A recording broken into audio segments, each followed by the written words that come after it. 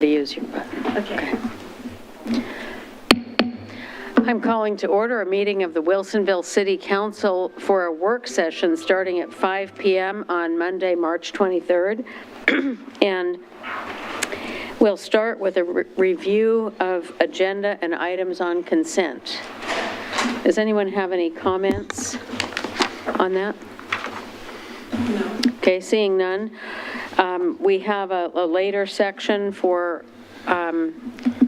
counselor reports, but before the meeting, are there any counselor concerns you'd like to bring up? No. Okay. That brings us to our pre-council work session, and we have a report from our city attorney. And I see that we have a lot of people in the audience, which is good. We love to have people participating. I have 2 speaker cards, and I just wanted to let everybody know that the part of the meeting, just so that you know about the time, the part of the meeting for citizen input is after the 7 p.m. meeting starts, okay? So this is the work session. Just so that everybody's aware. Did Mr. Cosgrove, do you want to comment further on those procedures so people can plan their time? Well, just to say that the work session is an informal dialogue between staff and council. There's no actions, no votes are taken, and there's no dialogue with the audience. That's for public comment, which is generally near the top of the agenda for the regular meeting, which starts at 7. You're certainly welcome to stay and listen to the dialogue, and it may help inform some of your questions later, but public comment, it will happen about 7:10, 7:15 p.m. tonight. And we do certainly appreciate all the people who are here today and want to listen, and I'm glad you're here. So with that, we'll start with we have 2 topics during the work session, and the work session lasts until close to 7 usually. We start with 75 minutes for what has been termed the Prohibited Camping Code Update Project, and then after that, we have a work session on the City Council Work Plan Goal 5, number 5. So let's go ahead with the first topic. Thank you, Mayor and Council. Amanda Guile-Hinman, City Attorney. I think we're at our 5th work session on this item, but this is a pretty monumental time in this project because it's a time where you're really going to start looking at the code and what the ultimate work product will be as part of this project. So for our community members, I'm going to do a little bit of a background. It's going to be something you've heard before, but to sort of lay the foundation of how we got here. And then we'll really get into the dialogue about what you want to see as part of this final product. So the agenda is to go over the background that led to this city project, an overview of the city project, I'm going to, before we get into the maps and code discussion, we are meeting internally and with other stakeholders daily on this project, and so there are some updates that we are recommending that are different than what's in your council packet. So I'm going to cover those before we get into the maps and code discussion. Some of those are updated in this presentation, reflective of those conversations. So we'll go over all of that. Then we'll get into the maps and code discussion where it's really important to get your feedback of what you want to see. We've also talked about value statements, so we'll talk about a little bit about those value statements that you want to see and then next steps. We are planning work sessions for all the upcoming council meetings ahead of the public hearing. So we will have time to continue to refine not only these documents you're seeing, but the value statements, the administrative rules, the findings as we progress forward in this project.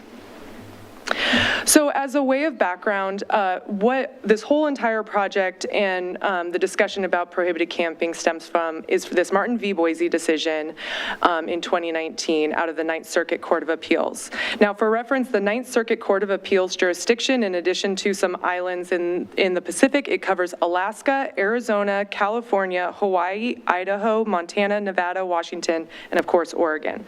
So when we talk about the Martin v. Boise decision, it impacts every single one of the states that are under the Ninth Circuit jurisdiction. What that case essentially said was, if you don't have enough shelter beds in your community for your unhoused residents, you cannot outright ban camping on public property. You can have reasonable time, place, and manner regulations, so regulating the time, the duration, where, when, and how of camping. You can regulate that, but you can't outright ban camping. When that law, or when that court decision came out, for the record, Wilsonville has an outright ban on camping. So when that decision came out, we knew we were not compliant with that federal case law, but we weren't enforcing under that under our prohibited camping. We weren't issuing citations, as it were, for prohibited camping. Then came the Blake versus Grants Pass decision. Now, this is an Oregon Federal District Court decision, so it only originally impacted Oregon, but it has since been affirmed by the Ninth Circuit Court of Appeals, so now it impacts all those states that I listed. And essentially, that further refined the Martin v. Boise decision to say, not only can you not outright ban camping if you don't have enough shelter beds in your community, you need to, your time, place, and manner regulations have to allow the people the ability to stay warm and dry. Of course, they don't give much clarification on what warm and dry means, but they said at a minimum, people need to be able to stay warm and dry. So with those, while that federal case law is going on, the state of Oregon in 2021 passed two key bills, House Bill 3115 and House Bill 3124. The most important one for this project is House Bill 3115. And what that did is it codified in state law that Martin v. Boise decision. So let's assume at some point in time, if Martin v. Boise got overturned, we are still required to have objectively reasonable time, place, and manner regulations because it's now state law. Now, what it has as an effective date for these regulations is July 1. So by July 1, every jurisdiction, so every city in Oregon needs to have objectively reasonable time, place, and manner regulations if they want to regulate camping. So you can either let camping occur anywhere you want, or you need to have these objectively reasonable time, place, and manner regulations by July 1. If you do not have the regulations in place by July 1, then an individual can sue the city for not having a compliant law, even if we're not enforcing it. So that's why it's really put pressure on cities to get this work done. And we're not alone in this. Like I said, every jurisdiction has to do this. Otherwise, they'll either get sued or they have to allow camping anywhere. So that's really what we're facing at this point. So that led to this city project. We've got an interdepartmental team that works on this project, and the goals of the project are first and foremost to be compliant with the state law and the federal case law, that we're being reflective of the city values, and that we're doing ongoing education and outreach to both the community and to our service providers, making those connections and helping coordinate response. So, but I do want to just reiterate that about what we can and what we can't do. What we cannot do at this point is outright ban camping. We don't have enough shelter beds to be able to ban camping outright. What we can do is have objectively reasonable time, place, and manner regulations, which is the discussion essentially that we're having today on the code. So let's, before we jump into the draft code, I want to go over the recommended updates from what's in your council packet. So these are new and not reflective of what's in the council packet. So the first thing is on the designated siting of the campsites. Originally, we had talked about that it's easier to look at one spot for your regulations, i.e. in the code. And so we had talked about putting the sites in our code, but what we're realizing is this is such an evolving issue, and because we have always had an outright ban on camping, we probably don't know the full extent. We have some data to suggest that, we've got roughly a dozen individuals, residents who are unhoused, but we haven't ground truthed that, and so we need to have some flexibility and nimbleness in response. And so we've already talked about having some administrative rules for some of this flexibility, and it made sense to actually pull the citing out of our code and put it into the administrative rules, so that way we can respond more quickly, and also then we don't have to designate as many sites up front. We can designate as we're seeing the impact of these regulations. Yeah. Could you just stop for a minute and, again, clarify the difference between an ordinance and an administrative rule and how they are used, changed, and applied? Yeah, Please. that's a great question. So an ordinance requires 2 council votes. The first is at a public hearing, and then the council would vote on it at first reading. Then you would have to do a second reading at a separate council meeting and vote on it again, and then it takes 30 days to go into effect. So why that's impactful when we talk about designated siting is that if we need to provide more space, or we're finding there's issues with the space we're currently providing, the process to be able to change that, we would probably have a compliance issue if we have to go through that ordinance. Because it would take so long. Yeah, exactly. With the administrative rules, it's really up to the council on 2 different ways you can handle it. The first way would be that the council would be the only entity that would have the authority to amend the administrative rules, but that would only be, you could do that at one council meeting. So we could be more responsive. You could also designate the city manager to make maybe some limited changes or temporary changes subject to a council later approval if we needed some flexibility there. But essentially it allows for a much more quick time turnaround on making decisions in response to actual need on the ground, which is why we're recommending to put it in the administrative rules rather than in code. If you think about code, it's the equivalent of a state or federal law, right? So it is more time consuming to change it than it is for administrative rules. Thank you. So what we're also then recommending is that we would only start with the City Hall parking lot as the initial place to look at for designated siting for camping. So we did have discussion at the March 6th council meeting about a tiered approach with the community center and the library. Staff is now recommending to take out the community center and the library altogether from the discussion. Look at City Hall, be very specific with the City Hall designated sites, see how that plays out, and then if we need to make adjustments, we can have a conversation about where the adjustments need to be made.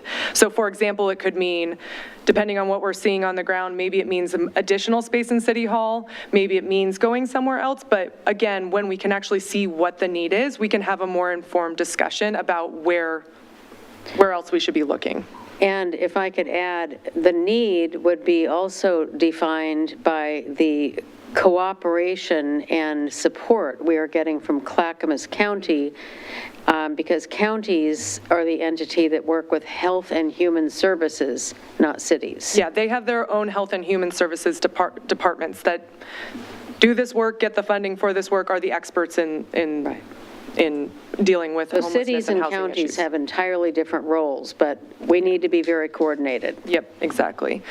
The third change is originally on the map for City Hall. It showed some non-vehicle siting on the south side of City Hall. We have removed those sites for a few reasons. First, one was right next to the roundabout, and the distance between the private property owner and our roundabout is very small, and so probably wouldn't fit a campsite anyway, a non-vehicle campsite anyway.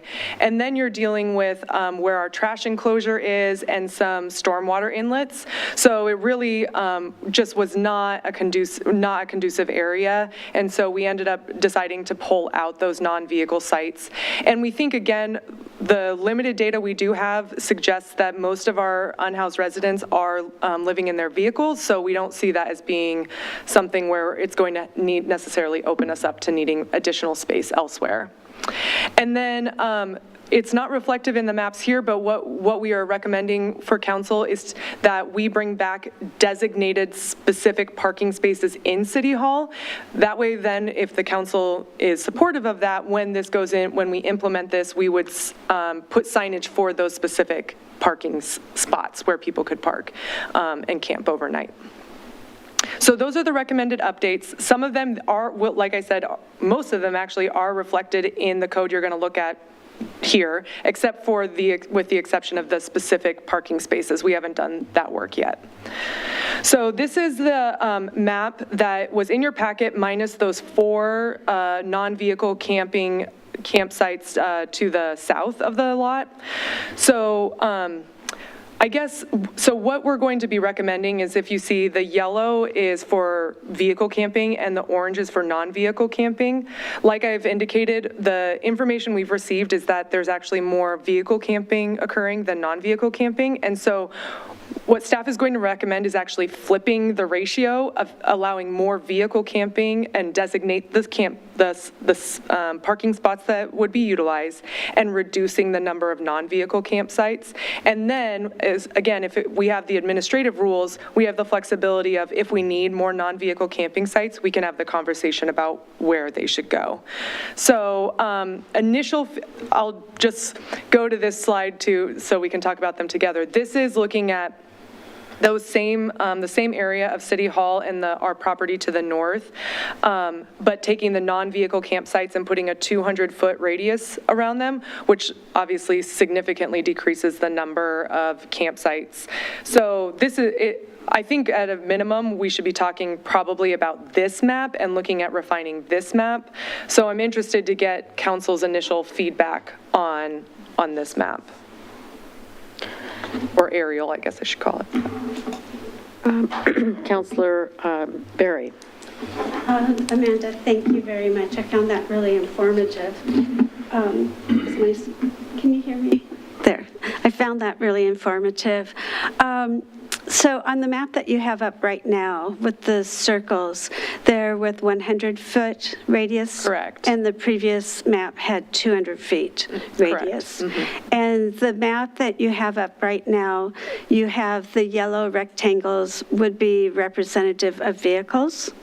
The yellow so the rectangle kind of areas are the sites we are looking at, and then the yellow circles are with the 100-foot radius. And what I'm suggesting is it won't be 100 feet. Well, what we'll do is, in those yellow rectangled areas where the parking spots are, where our current parking spots are, is that we would designate specific ones where we would allow camping. So my guess is, we need to run it by staff, but it'd probably be spaced out every other one, or every third would be a designated vehicle camping spot. And then a follow-up to that, you mentioned that what we've identified tentatively for Wilsonville is that most of our unhoused people are using their vehicles, not necessarily camping. So I'm wondering if maybe we could just use the paved asphalt area to the west of City Hall, and then hold off on using the vacant land that's across the street on the north side of Courtside Drive. Is that feasible? Yeah, that's something that we could definitely, I would probably still keep in the 3 orange that you see on the west side of the City Hall parking lot. And then what we could do, again, ground truthing it when we see what's actually going on, and if we need more non-vehicle sites, then we would come back to council and say, okay, we need more non-vehicle sites, let's talk about where those should go. So we could do that. And the easiest approach for that would be if we did it administratively rather than doing by ordinance. Right. Because ordinance takes a couple meetings to go through all the procedures and votes and documenting. Yeah, I would say at a minimum, from a compliance perspective, if the council was interested in still putting it in its code and having it be an ordinance, is that we would need to have some flexibility for the city manager to make a temporary adjustment for that duration of time until council can get a final action approved. So that way we're not potentially facing a lawsuit. And then just one last comment.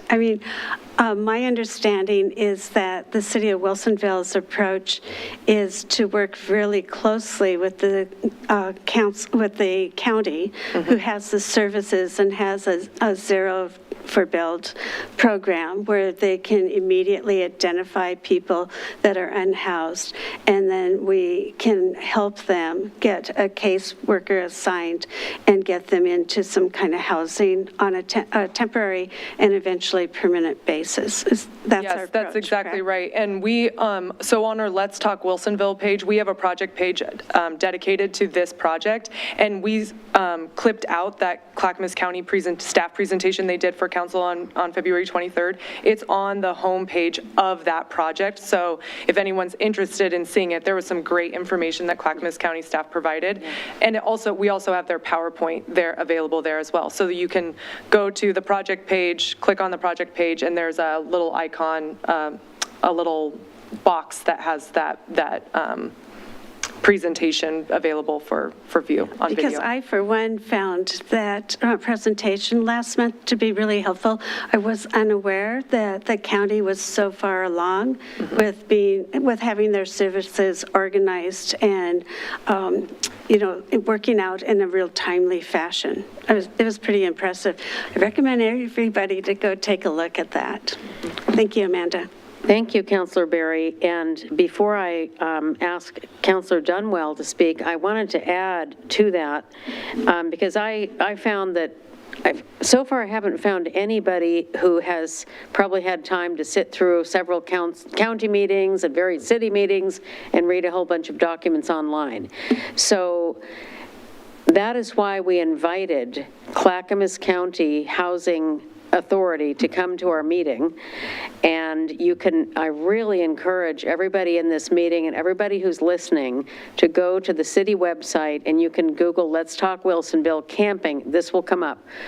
It would be really wonderful to have more people apprised of this information. And where is Clackamas County getting the money to do the kind of services that I find that we have heard they are using, and money that they've never had before?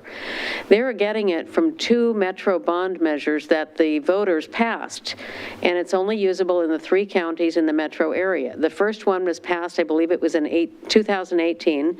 Voters passed this bond measure that allowed something in the order of $650 million to be used in the metro area for building housing of various stripes for people who are unhoused: emergency, transition, low income, various levels.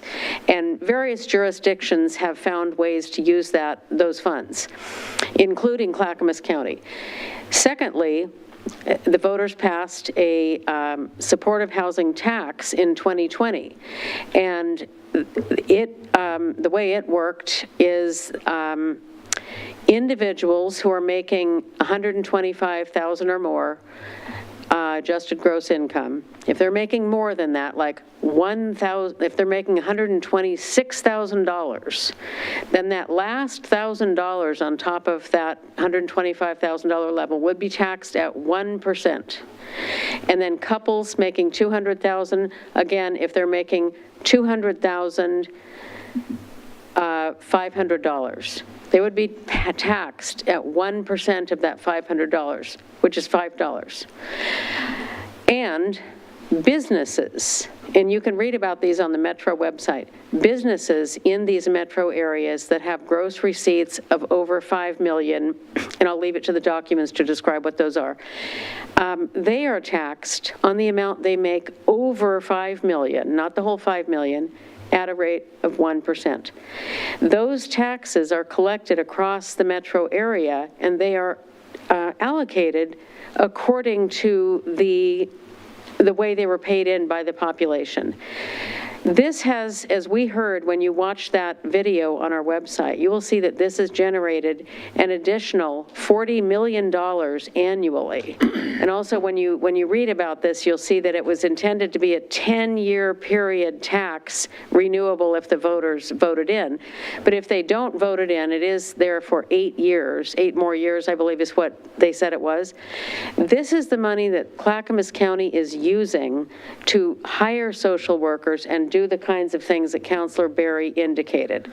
So I just wanted to interrupt and say that so that no one thinks that this council is interested in prolonging the tragedy of someone living in their car or living in a tent here or anywhere else. We are only interested in helping this tragic situation improve, and I'm really impressed with what our county has done. So with that, I'll go to Councillor Dunwell. Counselor Berry, I agree in the spirit of what you're saying. My concern is if we leave the area up to the north to an administrative rule, we don't yet know how many vehicles there are, and given the way the layout is right now on the map, we may run out of space very quickly and run into another having to make an administrative decision very, very quickly. So encourage individuals to park in the city lot, not necessarily to the north, but make it available, if that makes sense. The other thing that I could do when we, because again, we'll be looking at this at multiple work sessions, is I can, it's hard to tell from an aerial the type of distance that you're talking about. And so what we could do too is give you some distance references from Town Center Loop. So, like, just because we talk about the area to the north doesn't mean that entire swath has to be open. Maybe it's, 200 feet set back from that. I'm just throwing that out there, but we can map that out for you, so at least you have some perspective of distance as well before we make land on a final decision. Council President Aukerball. Thank you. Could you explain a little bit more, or clarify, I guess, about the 100-foot centers? So we see in this map some of the circles are overlapping. So if somebody is in a space, does that mean that no other person is in that bubble or that radius around them? So the way that we worded the code language is if it's the 100-foot rule doesn't apply for the city designated spots. So like the parking spots that we're talking about, okay. The 100-foot rule doesn't apply. The reason we really wanted to do the 100 feet was more to give you an idea of density and to talk about like how many sites are we actually talking about here. Okay. So our code is written such that we have a 100-foot distance in our code. That essentially, and we talked about vehicle camping on city streets, which we can touch on a little bit, but that more applies in those scenarios. The 100-foot distance would apply in those scenarios. Okay. And non-vehicle camping, but not the vehicle camping designated vehicle sites. You said and non-vehicle camping. Yeah, so like if there is somebody that's in a non-vehicle spot, they'd have to be 100 feet away from another non-vehicle camping site. Another non-vehicle camping. Correct. But if there's somebody in a vehicle spot and then a non-vehicle spot, then those circles may overlap. Correct. That's the way we've set it up now. Obviously, you can tell us you want to change that. Okay. It gives us a sense, like you said, of scale, of number of people. And Councilor Dunwell, can I just ask clarification of what you were inferring? Did you mean that you'd like to have identified an overflow zone at the beginning, sort of? Right. So I agree in spirit of what the counselor said, that we encourage campers to camp in the city parking lot, but not carve out the area to the north. And that's what I thought you were saying, is that we would add that on later if the need was there, correct? My concern is that we encourage individuals to park in the lot, but rather than having to stop, find ourselves in a period of time where we don't necessarily have enough spots and have to then go through the administrative process unless we give the city manager the ability to immediately expand it, that we have a solution in place so that we don't have to have that pause in time. Okay, thank you for explaining that. Since we're not making decisions, we're just giving our feedback, I appreciate the unique or the special use that can be gained from the administrative rules that the city manager could direct, and so that if we identified the priority area, and we would probably want to designate, if so necessary, in our work with the county and all other resources, 75 people show up in one night or something, the city manager would have a path to follow, and we wouldn't be stuck getting sued That's really. That makes sense? Okay. That's really what I'm trying to come to as far Okay. as. But it would be not, and I like the idea of starting with the focused area and working with that. I agree. I And working with the completely county. Yep. Councillor Berry. Yeah, thank you for clarifying that. That made sense. Sorry, microphone. Amanda, the other thing I wanted to say is you touched on pulling out the regulations for the unhoused people and how we would, how we would deal with it by putting it in a separate document or a separate area, instead of having it currently, right, you have you touch base on camping in different sections. Oh, yes, yes. I really like that organization where we can pull it out and then everybody has an easy way to access what the rules are. Thank you. Yeah, it was all over the place. So I think consolidating it made a lot of sense. Yeah, thank you. Mayor, Councilor Linville. Oh, Councillor Linville is attending our meeting. She is on Zoom, so please go ahead. Thank you. Thank you, Your Honor. I just wanted to clarify, as this discussion is going on, that I really agree that having the administrative rules giving us the ability to be nimble and expand or contract space as needed is really the way to go, rather than to have to go back, identify everything in ordinance, and then have to go back and change it through hearings. But I wanted to clarify, because I think in your opening document, it said that it was removing, you're still talking about leaving the sites in the City Hall parking lot in the ordinance. Am I correct in that assumption? No, sorry for the, if I wasn't clear on that. So what I was saying is, for the administrative rules, the only thing we would first identify in the administrative rules would be City Hall. So it wouldn't be in code at all, but to the extent that council will adopt administrative rules as part of this project, the City Hall area is the only one initially that we will be bringing forward. We won't include in the administrative rules anything about community center or library. Yeah, I support that at this point. Council President Ackerball. One more question, and if I'm jumping ahead to something that we're going to discuss in just a moment, then please just shut me down. But right now, so we're looking at this visual of the City Hall parking lot, and we focus our discussion about the City Hall parking lot. The right-of-way, is that something that we will be yet to discuss, or is that something that would not be included? We're just talking about the City Hall. This slide, we're just talking about City Hall, but in the code, there is a provision of the draft code that I have later on does talk about the right-of-way. So yes, we will discuss that. Later on? Yes. Okay, I want to discuss that later on. So we'll let you keep proceeding with what you're trying to share. So,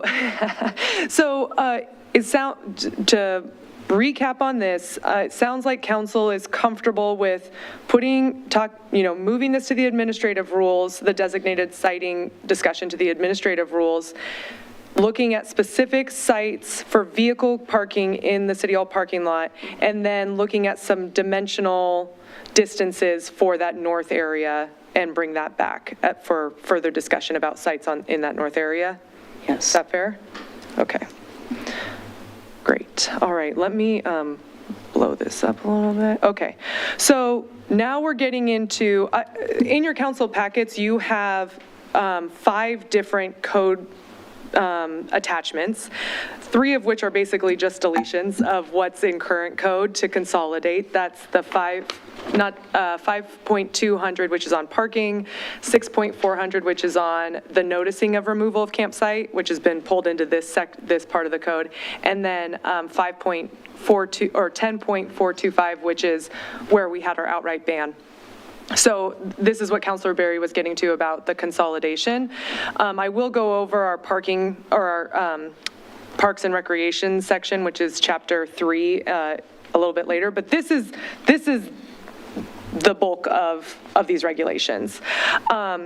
So I had some discussion with, internal discussion on the definition. So wherever you see red lines, the comments have been there, but wherever you see red lines, those are changes from what is in your council packet. So this first change that you're going to see in these definitions, here, I can blow it up a little bit more. Thank you. So one of the discussions we were having is, regulations about camping isn't that, as Mayor Fitzgerald said, is we want to be encouraging people getting connected with services and getting into housing that's meant for habitation, right? And so rather than talking about places to live, we want to change it to places that you're sheltering for survival. And we're creating this distinction, right, between where people should be living and where, because of circumstances and needing to get that connection to services, they're sheltering for survival. So anywhere where there was a reference to living, we've tweaked the language to talk about sheltering or sheltering for survival. Thank you for doing that. Yeah. We had a language problem that was very bothersome. So Yeah, this is an improvement. I got that sense. So these are all, so those red lines are all in those code provisions. Most of these other definitions are either from, jurisdictions, like the campsite or the camp materials definition generally is from Bend, which has already adopted its code update. Or I've taken them, like the city right-of-way definition, that's from another part of our code, so just keeping it consistent with how the rest of our code is defining certain items. Let's see, I don't think I had. Does anyone have any questions on the definitions? Here. So on your definition of vehicles, Yes. I think that it does say any device, but let's see, I looked at it the other day. It says, it defines it as like campers, recreation vehicles, motorhomes, pickup trucks, pickup canopies, trailers, but it doesn't mention cars. And I think we should add the word car, because a lot of people are living in their cars. Okay, I will add that. Good note. It also makes me think then, because it came from another code provision, maybe we need it in that other code provision too. But that's not what this project is. Okay. Okay, add cars. May I make another comment? Go ahead. Go ahead, Councilor Linville. Is it working? Oh, okay. One of the things I noticed in some of the other codes is that they define, and I can't see up there farther, but they define public property. And I wondered if we put city-owned property, and but it does, I think we're talking, in the rest of the document, it talks about city-owned property, but we're eliminating the parks and some other areas, and I'm wondering if those limitations also need to be somehow put into this part of the definition, just as it relates to this ordinance. So are you saying including, saying something like including but not limited to city buildings and parks, or what do you mean? I'll tell you, the reason that we say city-owned property is because we don't want to confuse the public into thinking that all public property is open to this regulation. It's only about city property. It's not the school district, it's not Metro's park, it's none of that. It's only our city-owned property that is subject to these regulations. Right, but these regulations, I think we're keeping the public parks portion of it separate. Are we not? City parks are excluded. Because there is prohibition on any kind of camping in the public parks, correct? Yes, in the city parks, right, correct. In the city parks. And so I'm wondering if that clarification needs to be made here, or if you think it's going to be made clear enough farther down. Because we do talk about right-of-way as a separate, we don't want this ordinance to pertain to all city-owned property, unless it's clearly defined in there that there are some exceptions. Okay, yeah, I'll make a note of that, and then when we get to the part where parks are expressly excluded, we can talk about whether this definition needs to be further revised to also clarify that, or maybe that regulation needs to be clear. So are we identifying that we may need more clarity in identifying where these parking spaces are and where no sheltering for survival can take place? Are you talking about? Well, I guess my question really pertained to when, in this particular, for the purposes of this ordinance, city-owned property means all city, as the definition, with the exception of city parks and city parking lots. Yeah, so I just went down, so this is the place regulations. This is where it's going to specify where you can and cannot have a campsite. So section 1 says this is where you cannot have a campsite. All city parks and city parking lots within city parks, all city parking lots or other city property not designated for camping in the administrative rules as provided in subsection 2 below. So that's the change where we're going to have the designated sites in our administrative rules. So then we get into rights of way, basically no rights of way around any sort of residentially zoned areas, no rights of way within 20 feet of a property line that contains a residential structure regardless of zoning, all city sidewalks, the city's SROZ, the city's property within 20 feet of the heritage tree. So this is basically, you've got A through M? A through M are all the places you cannot camp on that is city property. So to me, it'd be more of an exercise of what does that leave for camping? Yeah, so 2 is where you can camp, and we're saying those would be identified in the administrative rules. Yes, where you can't, and this gets to Council President Ackervall's point of there is a discussion of so at the March 6th council meeting, I showed a map of the city rights of way that are not in or adjacent to any residentially zoned area. And there was a discussion we were having about vehicle camping on those rights of way. So as of right now, the way it's drafted is people could camp with the manner and time restrictions that we've got. People could vehicle camp on those rights of way if there's on-street parking available. So, there's a lot of our roads that you can't park on the street. So there is a question of whether or not you want that allowance, or if you'd want to exclude that allowance, or it could be something, again, in our administrative rules that we could address. Councilor Tunwell? I would think that we would want to exclude it. Okay. Just because it makes it much more difficult to encourage someone to park at City Hall when they believe that they're on a city right away where parking is allowed, correct? Mm-hmm. Am I interpreting that properly?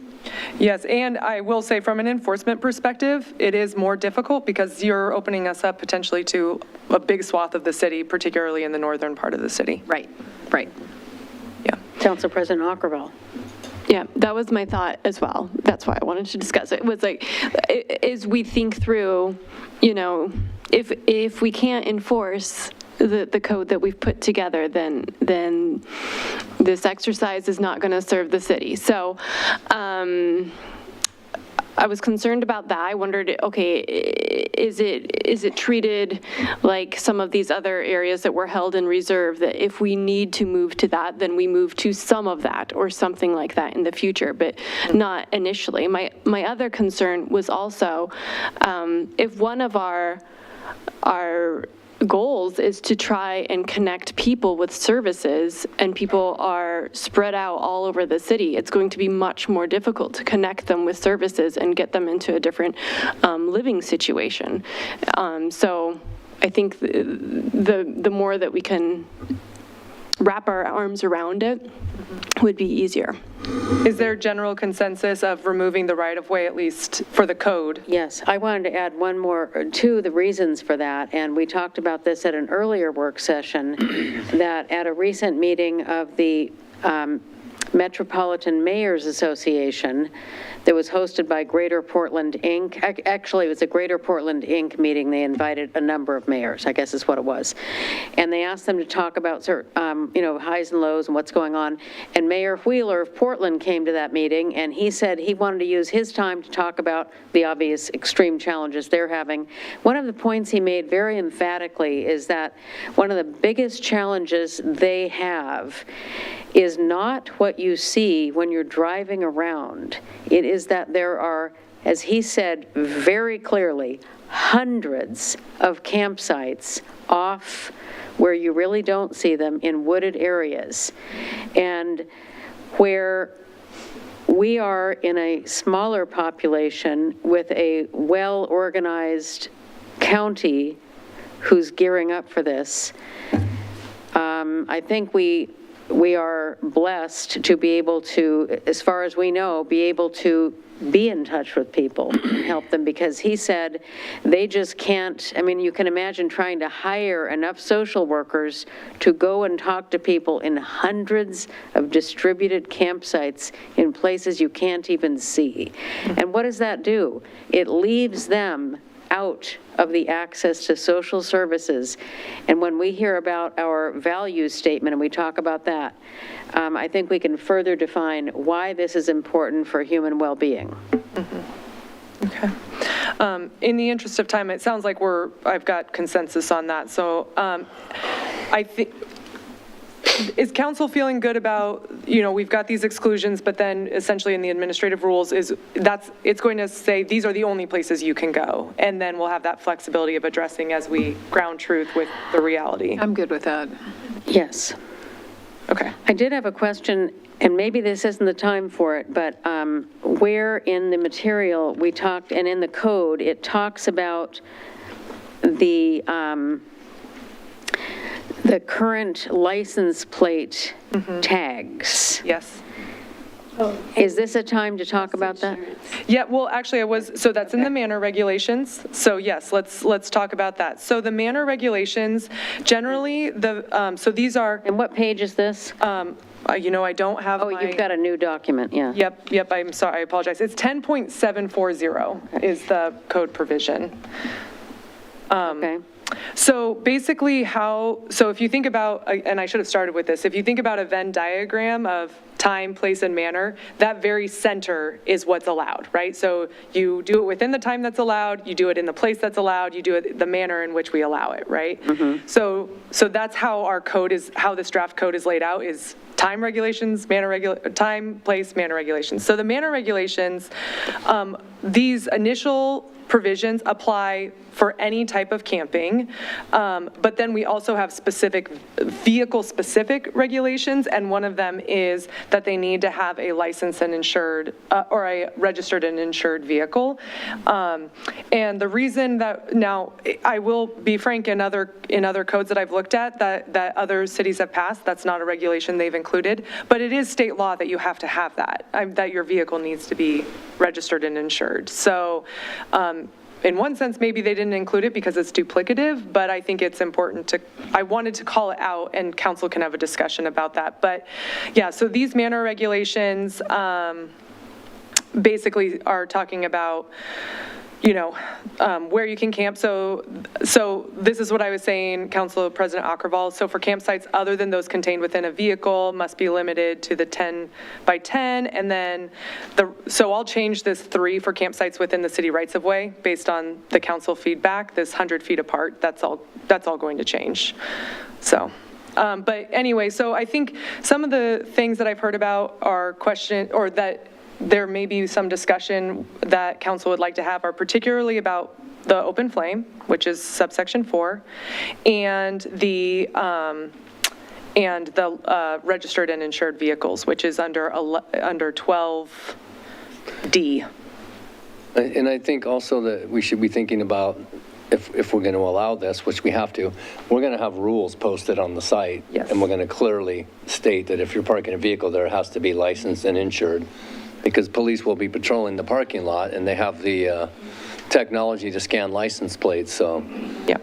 And another thing that I think we talked about at an earlier meeting, with regard to the primary element of compassion and getting people into the services, that Clackamas County identified or encouraged us to use their phone number. Right. So here is the phone number for connection, and that all of the staff involved in this, police, behavioral health and everything, will have all of that, including working with the county program. So it's all about connecting. And I will say too, again, for community members who are interested in both the February 23rd works packet, which is on the prohibited camping project page, and also the March 6th one, it has a memo of the outreach that staff has done and includes all the county information they gave us of contact. That's not just, those aren't just phone numbers that we can call. Anybody can call if they see somebody who's experiencing a mental health crisis. There are numbers included in those materials. So another good reference for the community. Go ahead. I'd like to address subsection 4. So that's regarding the fires.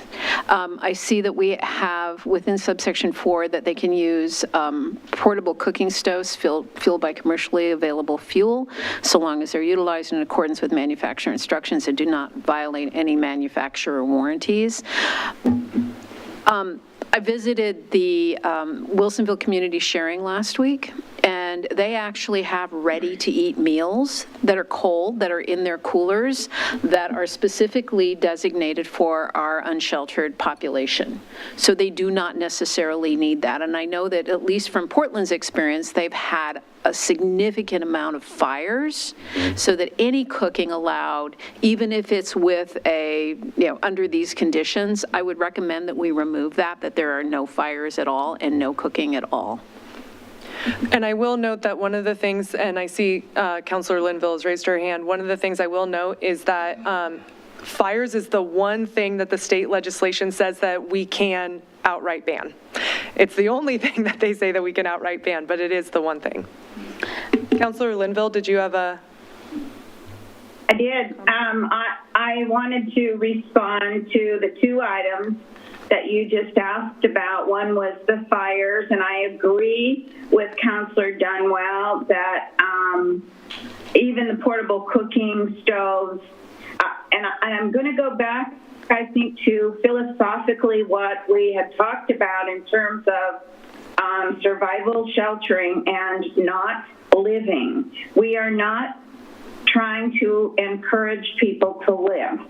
So we want to get them, we want to facilitate them moving to permanent, appropriate housing. And so I would agree for safety purposes, as well as for consistent with our philosophy that we do not have open flames of any kind, and that would be cooking as well. And the other had to do with your question about the vehicles being licensed and insured, and I agree with that as well. I agree with what you just agreed with.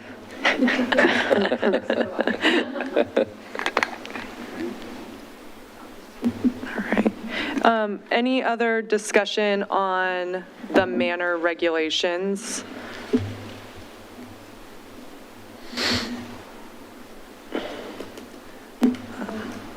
Oh, I'm sorry, go ahead. I don't know, but point 11 on this, yeah, the animals must be leashed, crated, or otherwise physically contained. I wondered, is that like duplicative of our leash law, or is that the I think it would be something that if we have rules, that we would post that as one of the rules too, because it is a city code that you have to, your dog has to be on a leash. Right. I wondered, like, is it better is. to just point to the same place in the code, or? I don't think there's any harm leaving it in there, much like the vehicles must be licensed and insured. I mean, Okay. it's in other parts of our code, but Yeah. it helps us write the rules. Once we have all this adopted, we can just go through and just make a list of rules for anybody that's staying there. That makes sense. It seems to me, if I recall correctly in our code, that there is an exception for service animals that are under the control of the owner, or there's some language like that. I will check. Yeah. I think she's correct. Yeah, I can check on that. Yeah, and so what I mean, I think it's good to leave this language in, because I would think it could get really messy, you know, when you're talking about a sheltering place versus someone who is, under our regular animal control codes.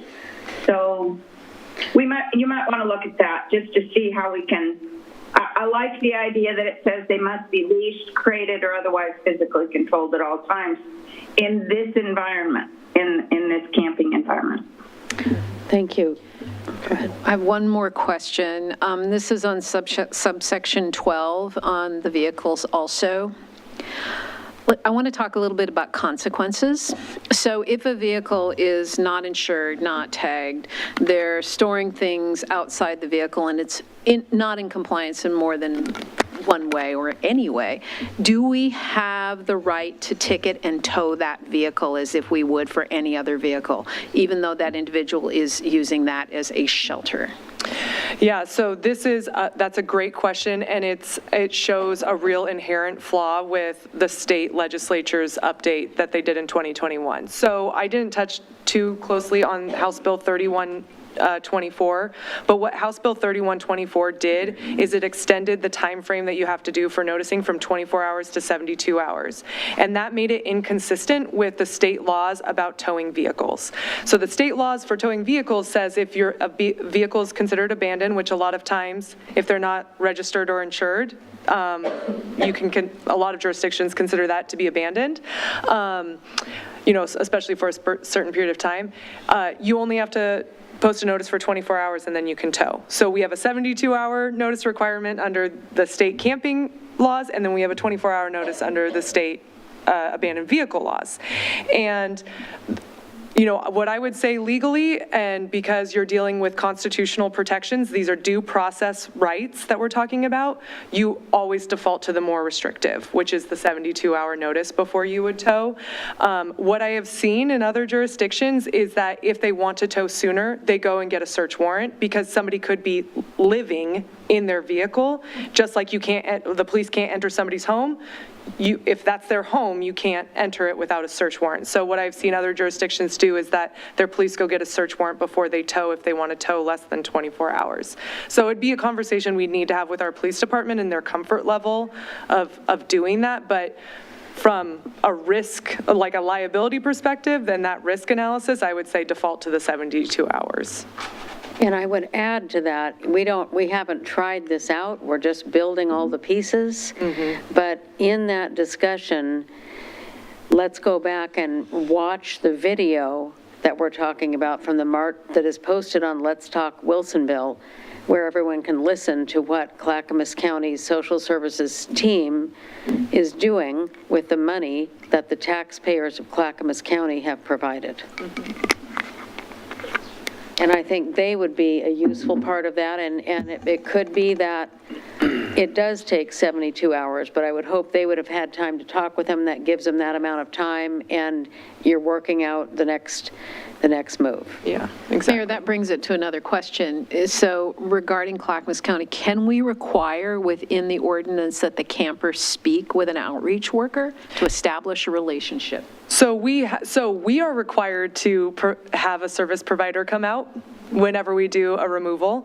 But one of the things that we've discussed is that in the administrative rules, if we cite anybody, that if they make a connection, through the Coordinated Housing Access Program with Clackamas County, or, a service provider, that they could get that citation dismissed. Because it really is about the connection to services, right? That we want to get them into a situation that's more sustainable. So that's where I would see it, and if that sounds good to council, that's what we were planning on proposing in the administrative rules. So, go ahead, Councilor Linville. Yeah, I liked what Ben did when they talked about their 72-hour notice, and that last sentence that says that unless there is public health or safety reasons for emergency removal, service providers or other community resources will be notified in advance to be on hand for support and outreach ahead of time, consistent with state law. So, something like that would, I think, as the mayor has said consistently again and again and again, that's really our value, is to connect them. And so I see that we have that in in a local agency or whatever. But I think if we could just say it's a community resource, something like that. Yeah, since we're talking, I see that we put it in there too, so that's great, thanks. Yeah, I was going to say, in the notice and removal, these are provisions straight out from House Bill 3124, which is now 195.505. So these are almost verbatim from what's required under state law. So it has, they use the term law enforcement officials. We have more than just our police who are considered our law enforcement, like our code enforcement as well. But we have a requirement to inform any agency that delivers social services as to where the notice has been posted, so they can make contact, and then that we can arrange for outreach workers to visit the campsite. So that's also something we could address in the administrative rules if there's very specific things you want staff to do as part of that notice. Again, that's something that I would say administrative rules are designed for, that specificity. Thank you. I see we've got about 30 minutes left. How are we doing with all of our questions? Yeah, so actually I think because most of the rest of this is all state law, the one thing is, just so you all know, is this enforcement provision, most of it is straight from state law. But this subsection 1 that talks about violation is contemplated, will be pursuant to chapter 1. As you all know, we had a discussion at the beginning of the year of a separate project that the legal team is working on, which is an overhaul of our code enforcement, because somewhat like this, it's all over in different portions of the code, different people have different responsibilities, and it's very confusing. So I do anticipate, not necessarily that this will be amended, but that chapter 1 will be amended likely as part of that project. So do keep that in mind, that enforcement. One of the things that we do with our building code, anytime there's a violation of our building code, is we have a matrix for deciding the severity of the punishment and like the fine and that kind of stuff. And we've also talked about in that process, it's much more of an administrative process versus the police actually going out and handing a physical citation to somebody and then going through our municipal court. So we had talked about gearing towards that more holistically with our code. So I do anticipate that there will be some discussion about what enforcement looks like just generally for the city that could impact enforcement here. So I'm understanding that supports the goal that, or the values that Councilor Linville was referring to, and others about if we can move this person, if they willingly work with the county and find ways to move out of this status, that is a good outcome. Yeah. I did want to point out one change that I did make to the three chapter 3 about our city parks where we will not allow any camping. One thing this is the nice thing about talking with so many people is the perspectives you get and the things you don't think about. We had talked about that that we are going to prohibit people from sleeping on playgrounds, in our water features, like on the physical trails or in our restrooms, and I had, or sports fields, and then somebody pointed out, well, we have sports courts too, and I said, you're right, we should include that. So this highlighted portion of the or sports court, I should make that plural, sports courts, was an addition from what's in your packet. So minor addition, but wanted to let you know. I think for the sake of time, I think we should spend the rest of our time talking about value statements, if council is good with that. So what I did, in your council packet, I provided the purpose statements that Ben did, sort of as an inspiration, if there's anything that you gleaned from those that you were interested in also, if there were any words or phrases that you really liked there. I also took your discussion with Clackamas County in particular and took some of the main words that you were using and did a word cloud of them, so you could kind of get a sense of at least what were some of the key words that were coming out of that conversation with Clackamas County. I didn't use our prohibited camping conversation because that's specific about regulation, where the Clackamas County conversation was more about housing and homelessness and how to resolve those issues that we've got as a community. And then generally what we've all talked about is what is the city's role in all of this, right? Mm-hmm. So, and then the bullet point about health, safety, welfare, that's generally what the city, when we talk about kind of globally what government looks at is the health, safety, and welfare of the community. So I kind of put that at the bottom as a, overarching reminder. But basically what I'd like to hear is from council is what are the things that are generally important to you, or what types of terms or phrases do you gravitate towards, and we can put together some value statements around those. Your Honor. Go ahead. Councilor Linville. Well, I have taken some notes on the Ben pieces, and I would be happy to formalize these and send them to you, Amanda. But I'm concerned about the role of the city as well, because we are not a social service agency, but we have a role here, and so I kind of believe that we have, this coordinating and facilitating and either identifying gaps or overlaps in resources, but that. So I will just give you my 6 as quick as I can in respect of time. So I like that they said that all community members are entitled to dignity and respect regardless of their housing status. I like that. Our obligation and role, and I'm saying we can insert city. The obligation and the role of the city is to regulate camping, survival sheltering in places not generally intended for living or habitation. And our role is to formulate policy and rules to best protect community safety, health, welfare, livability, and the environment. Recognizing limited city resources, the city will utilize all existing and potential sources of funding made available from federal, state, county, or other local funds specifically designated for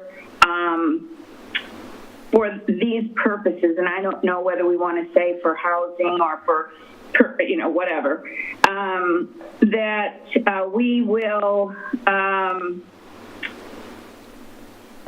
coordinate with state, regional, county, and city service resources, and particularly Clackamas County Housing Initiative's Built for Zero program and other local service agencies, with the goal that all people be afforded options for safer housing.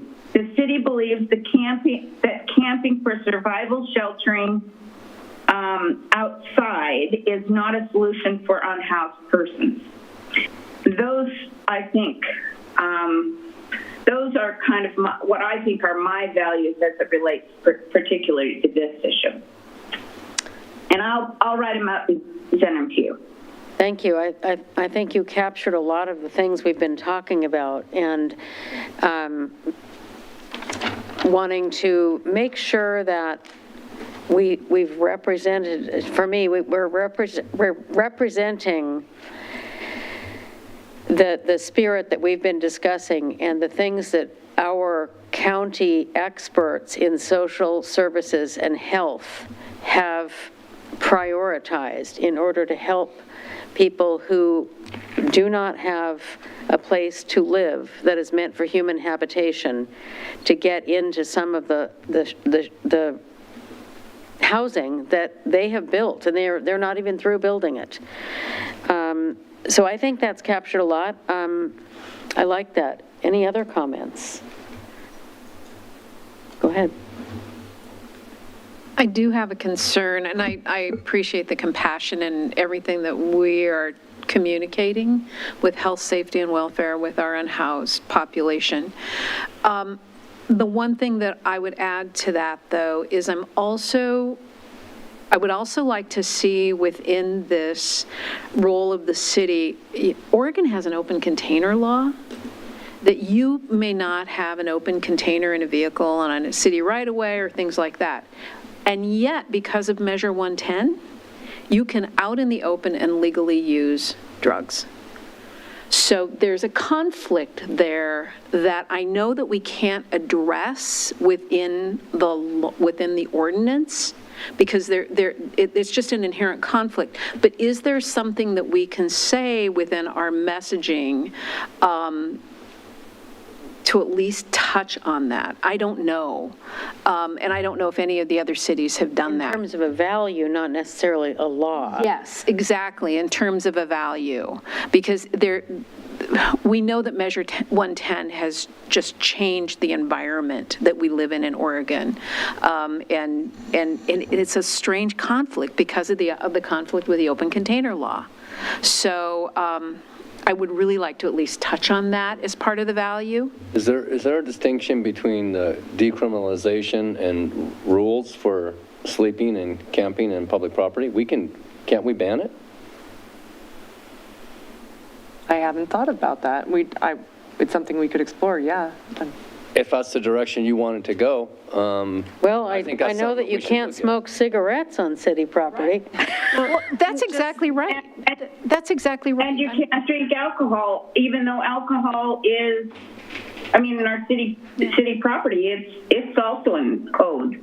It seems to me that we would be able to regulate it, just like multifamily complexes have regulations on, where you can smoke or where you can drink. I think there's a difference between saying if you're going to be here, you have to abide by these rules versus an officer showing up and seeing someone using drugs. Sure. That our state legislature said you can't criminalize them for small amounts of possession. That's the law that you're referring to, is that? Well, and we have That's talked right. about having sort of this be a one-stop shop of regulations, even if it's a little bit duplicative of other parts of our code. So, yeah, I mean, that's something we could bring back for the council to explore. And I'm sure, being our excellent attorney, that you will look into this. But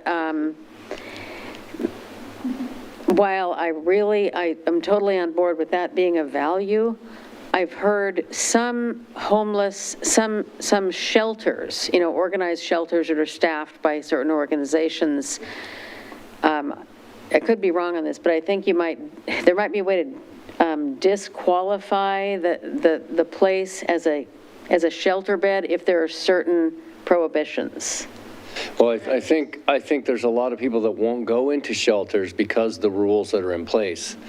Some of it's because you can't have a pet, some of it's Right. because you can't drink alcohol, some of it's because you can't use drugs, and they check on that and they enforce those rules. So if you're in emergency housing, there is a set of rules that you have to live by, and I'm suggesting that if that's something that you want to look at, that I think we could be able to transfer that to this site too, but that would be follow up with the city So attorney. if the rules are in place that smoking is not allowed, pets must be leashed, but you can openly use drugs. Right. There seems to be a disconnect there that I would really like to see us work towards a resolution.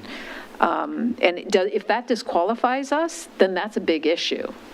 Well, that might be part of the complexity of this. So I'm sure that you can look into it. And then, and what does Clackamas County say?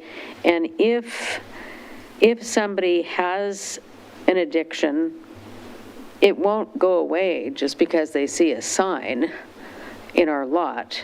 So that's where we need the Clackamas County people and the services to try to connect with them. Correct. I totally agree with that, and that would happen regardless.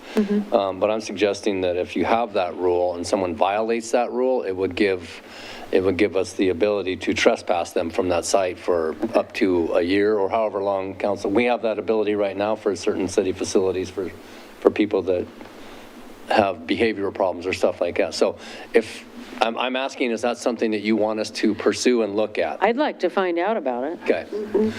Very much so. Yeah. If I might make a comment, I think we might need to make that distinction between the HUD certified Shelter. Rules and what we're trying to do here. Yep. It's more of a question of, do you want us to follow up and see what we can and can't do with regards to rules, just in general, right? Yes. Yeah. Right. I would appreciate that. Okay. And I think it gets back to what you were asking about, what we value. And so I think that we're looking to enforce so that people feel that they're in a safe, orderly environment. Not only for the users that are unhoused and they're temporarily using the site, but for passerby, buyers, anybody that's in the vicinity, that everybody feels safe. I like that.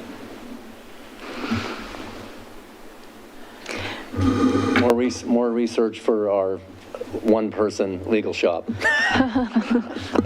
thing I like researching. Did you have a comment, Council President? Sure. Go ahead. Oh, sorry, I didn't see that. Just a small addition. I really appreciated a lot of what Councilor Linville articulated in what she saw could be part of a value statement too. One thing, I guess this was the example from Bend, I believe. They used the words dignity, respect, and wellness. And I liked that wellness word, I guess. I mean, here on the screen we have health, safety, welfare. Obviously, safety is critical for all of this. Sometimes I think welfare can be taken multiple ways or have different connotations. I liked the word wellness that was used in their findings and purpose, I guess. Perhaps consider also or instead well-being, Yeah, which can kind of be the whole person. exactly, yeah. More all-encompassing of health, I guess, right? And just to clarify, the reason that I was kind of iffy on that, and that really was because dignity and respect can be given to anyone, but is it the role of the city to ensure wellness or well-being for our citizens? And while there are social service agencies that do provide that service, and we may have a concern, I was on the fence about it, about even putting it in there. I know that it is part of our role in terms of community health, but I don't know that it's the city's role as far as individual health. So that was the only reason I didn't put it in. Perhaps there would be, I think we we don't want to confuse anybody or promise something that we can't do since we don't run a hospital or a health department.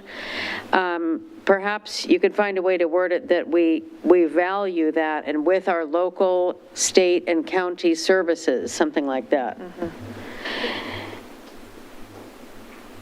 That makes sense. And I don't know how long these values are going to, or can, or should be, but from the perspective of safety of all, could you consider, let's see if there might be a way to reference our, the city's inclusiveness declaration that was made in 2017, because that it's a value here to be inclusive of people of many different, all different persuasions and backgrounds, and that kind of comes under the respect, and we already passed that, so.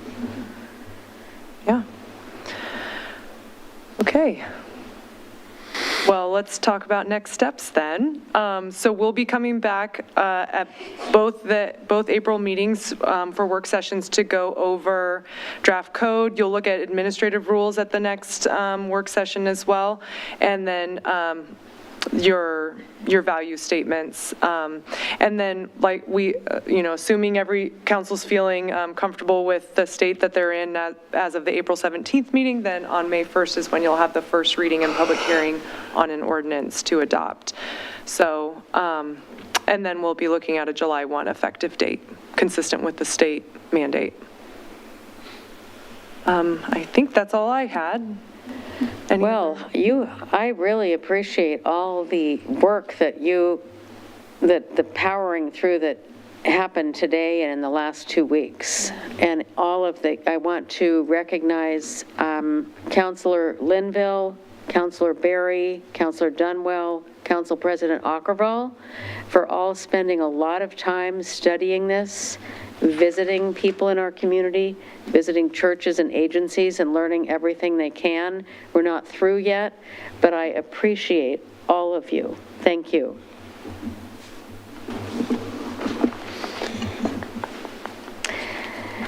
Well, I think we're 10 minutes early. Or on time. Okay, we're on time. And as Keith is coming up, our finance director, Keith Katko, this is going to be kind of a team presentation. Keith's going to just go over the work. This ties back to a former council goal, wherein we talked about how can we fund all these unfunded projects in our parks master plan and also in our facilities master plan. So the old goal, which Keith will go over, identified costs. Those figures have been updated. You're going to receive all that information tonight. And then just one mitigating thing on all this discussion, because I know we had some discussion at your last goal setting. We kind of struggled with, how are we going to do this? What's the wording going to be? And maybe not even talking about passing a bond or going out for a bond. What I'm going to suggest is that Dolores is going to present on the campus across the street over here. We have an RFP, a request for proposal. Sorry, I don't like acronyms. On the street right now, and that work should be wrapped up in spring of 2024. So my recommendation is you receive the information tonight. In terms of any council goals, you kind of hold off. You can just put a placeholder and plant a flag for like March, April of 2024. But we're not trying to articulate fine wording. No, because I don't think you can really consider the universe until you know what the universe is, and you won't know that until March of 2024. Sounds good. Hopefully that made sense, and thank you. You're going to get a lot of information right now. So go ahead, Keith. Anyway, like Brian mentioned, I'm Keith Katko. I'm the city's finance director. I'm here tonight with Delora Kerber, the city's public works director, and Chris Ammerman, the city's parks and rec director. And we're basically just touching base on that longstanding council goal articulated right there to develop a strategic finance analysis to explore costs and revenue options for major infrastructure projects currently unfunded.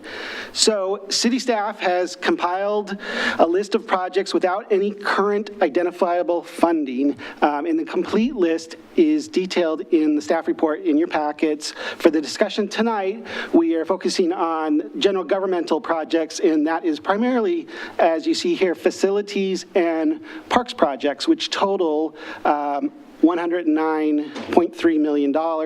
Parks represents 73.3% of that, and facilities, 36 million of that. So the parks projects include all the original parks projects in the 2020 Parks Bond Task Force. So those have all been identified. They've been just sitting on this list pretty much since that time. The facilities projects, of course, have gone through a series of different needs, and tonight on the list, and as Laura will touch base on, they include the community services block site redevelopment, police station demolition rebuild project, some library projects, community center, city hall, and parks and recreation items. So, and we'll have Delora touch base on those. So, with that large dollar amount, there are three basic methods of financing capital projects, and that is with pay-as-you-go financing, our current revenues. Currently not really an option. Our current ongoing general fund operating expenses pretty much equal our general fund operating expenses, and that is to provide services for the community. The other option would be existing fund balances, and that's really not an option as well. We have some unassigned balances in the general fund, but those are, you're going to want to retain that fund balance a little bit for one-time capital expenses like, large HVAC replacements or trail rehabilitation projects. It's not going to chip away substantially at a $109 million unfunded list. We also have the Parks SDC fund, of course, that currently, as of June 30th, last year, primarily has a ending fund balance of about $3 million. That fund balance too is pretty much designated for SDC approved projects. So that really leads the issuance of debt as one of the last remaining options. Two types of debt you can issue generally. General obligation bond, and that is payable from property tax. That will ultimately require a vote of the citizens in the community. The other option would be a revenue bond, which is more typically associated with utility type projects that have a specific funding source, such as water, sewer, storm, or whatnot, and that would require a vote of the council. For such a large dollar amount, we're pretty much looking at it would be a general obligation bond. So with that, there's still open questions here of the financing allocation that we could have between parks and the facilities. We'll need some specific project prioritization within that allocation as well, in terms of which park projects, which facilities projects, and then in terms of the scale of the total financing project. Are we going to, would you bond for the whole 100 million, or would you go for 40 million or 30 million? And then with that scale, you'll have to reprioritize within that parameters, I guess. So that gets us, that's pretty much down the line. But for right now, I want to turn it over to Delora here, and she will talk about the facilities particular related projects that are on the list. Okay. Hi, Delora Kerber, Public Works Director. So back in, I believe it was, earlier this year, we had brought forth the 2022 Facility Master Plan. And within the master plan, there was the top 3 priority projects for the city, of which Public Works Complex, which we're moving along with. The next one was doing something for the police facility, and the third one was the smart transit fleet site improvements, which they are currently in the process of design. So in that document as well, they had addressed, should I start again? Okay. Within that document also, there was a discussion of what you could potentially do with community service block area, which is on the corner of Wilsonville Road and Town Center Loop East, which you see here. And so this map is showing you all the buildings that are currently occupy this corner. And so in the master plan, they had come up with some schematics of what you could potentially do. so we knew that we wanted to move forward with the police and police facility, and then Parks is also looking at how might they better use the existing Art Tech building and the Kiva building. As you know, Martin Montalvo was here a few meetings ago, and we determined that the Kiva building in its current state is not really salvageable, so we're going to remove that. All of that brought us to the conclusion that we really should be looking at this block as a whole, and so we are in the process of doing a community service block master plan. So the goal of this master plan would help us to look at, what are the needs of the police department, what are the needs of the Parks Administration and Community Services Division, as well as for the community at this location. So how might we better meet both of those needs on this block by organizing, relocating, whatever it might look like, and then also making sure that we take into consideration all the thought that went into the Town Center Loop Master Plan. So we recognize that there's the current layout, there are some issues with access, especially for the police. The way that they need to come and go from their facility is cutting through the area of the community service, community center area. And then, of course, wanting to make sure that we meet our seismic needs. The building that the police are currently occupied, we know is not really up to the standard that it should be. And then also, as part of this, we'll be coming up with a strategic phasing plan, recognizing it cannot all be done at one time, but how might we be able to do one thing and then the next and the next, looking to the future. And at the end of the master plan, the expectation is we will have enough information for the city to make a determination of what do we want to do next. So as I mentioned, we knew that we were going to pursue something for the police station, and Parks and Rec was looking at Art Tech programming. So we merged those two projects together to become the new Community Service Block Master Plan. And in that scope of work, we're going to do a needs assessment for both police and Parks and Rec admin community services. Once we figure out where we're deficit, how can we better meet through the gap analysis to meet those ideas or expectations, and then also how could we incorporate that into the community service block. At the end, we expect to have a couple different conceptual designs of what could go there and some planning level costs to give us a better idea of financially what we're looking at. And so right now, in fact, on Thursday at 4 o'clock, we will be receiving some proposals from various architectural firms. And then we'll go through an interview process, selection, putting together a staff report, and we expect to come back to council to issue the contract for this work in May, and it'll be somewhere between 9 months and 12 months for them to complete the work, and so we would be finish the work back in spring of 2024. Any questions? Councilor Dunwell. Does that include the seismic upgrade? So that will be something that they would consider in that. So if you were to use the existing building, you definitely have to incorporate seismic. Any new building would already, that would be part of it, is they would design in the seismic level that we would need for the police facility. I have a question, just a very minor question, on item B, page 46, that chart where you have total engineering, and why does it say exclude there on that first yellow bar? Oh, okay. This is the total listing, because there are other unfunded capital projects in the city, but they're more related to transportation, and they have different funding issues. One would be the French Prairie Bridge. It's just beyond the scope of this kind of discussion. Oh, so you're saying those above that bar Right, we're not sorry. talking about? Yeah, Okay, yeah. got it. Perfectly clear. Thank you. Council President Ackerville. Thank you. So on that same page, on page 46, where there's the list of the unfunded capital project list, in that second section, the bottom row of the second section says community service block site redevelopment, and it's listed for $5.9 million. So what does that 5.9 million cover? So, and I don't have that slide with me, but if we go, let's see, can I go backwards? No, it's just right here. She's just, I know, I'm going Oh, I to get you. draw the pit, there we go. So what that would, now keep in mind, it was all planning level from the facility master plan, kind of a vision, and there were 3 different scenarios of how you could repurpose this corner. Right.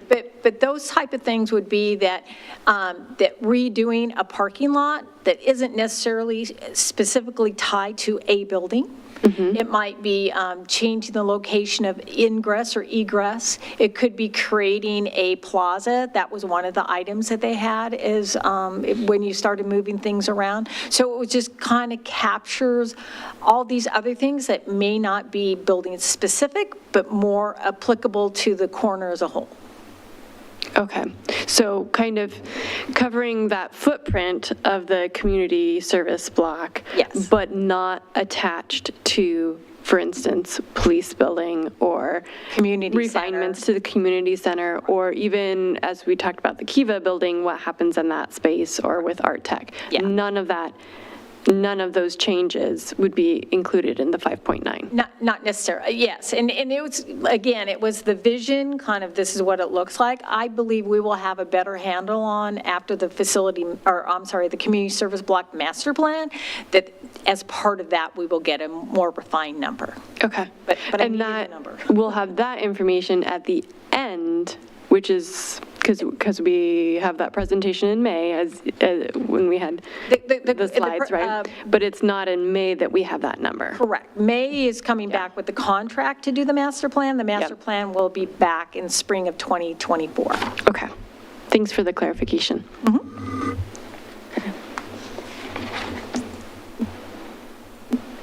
So are we going to the next segment now? Yes. Yeah, So we'll talk about I think we've got that covered. Thank you, Ms. Kerper. Good evening, Mayor and Council. Chris Hammerman, Parks and Recreation Director. So I'm here to talk about the park projects specifically.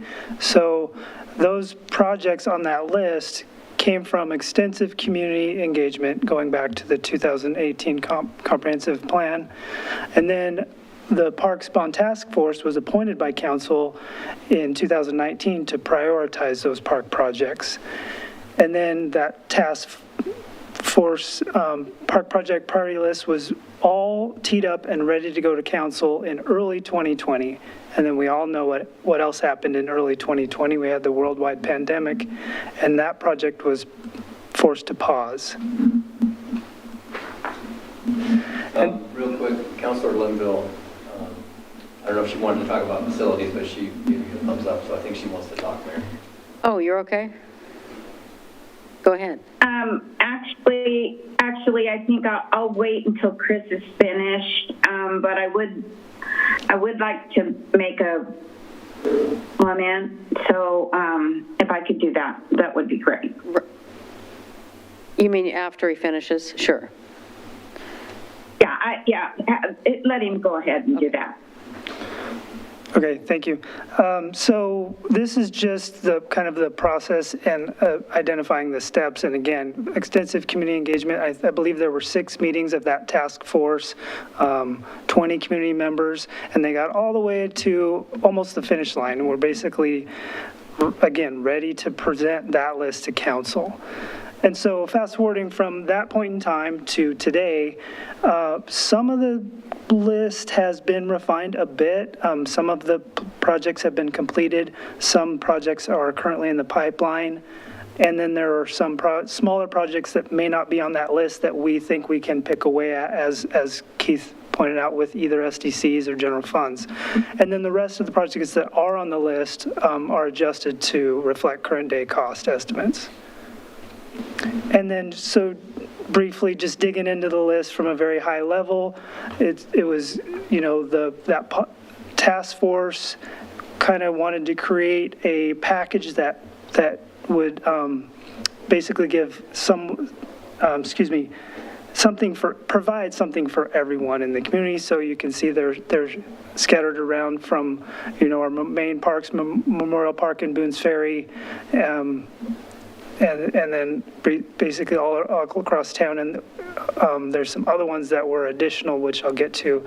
These are the Memorial Park ones, specifically kind of broken down into section. You have the east part, which would be, the bulk of those costs would be the parking lot and the restroom upgrades, but also, a skate park and a bike skills course. Central portion of the park would be the addition of 2 synthetic fields, so that's an increase in capacity over our current natural turf fields.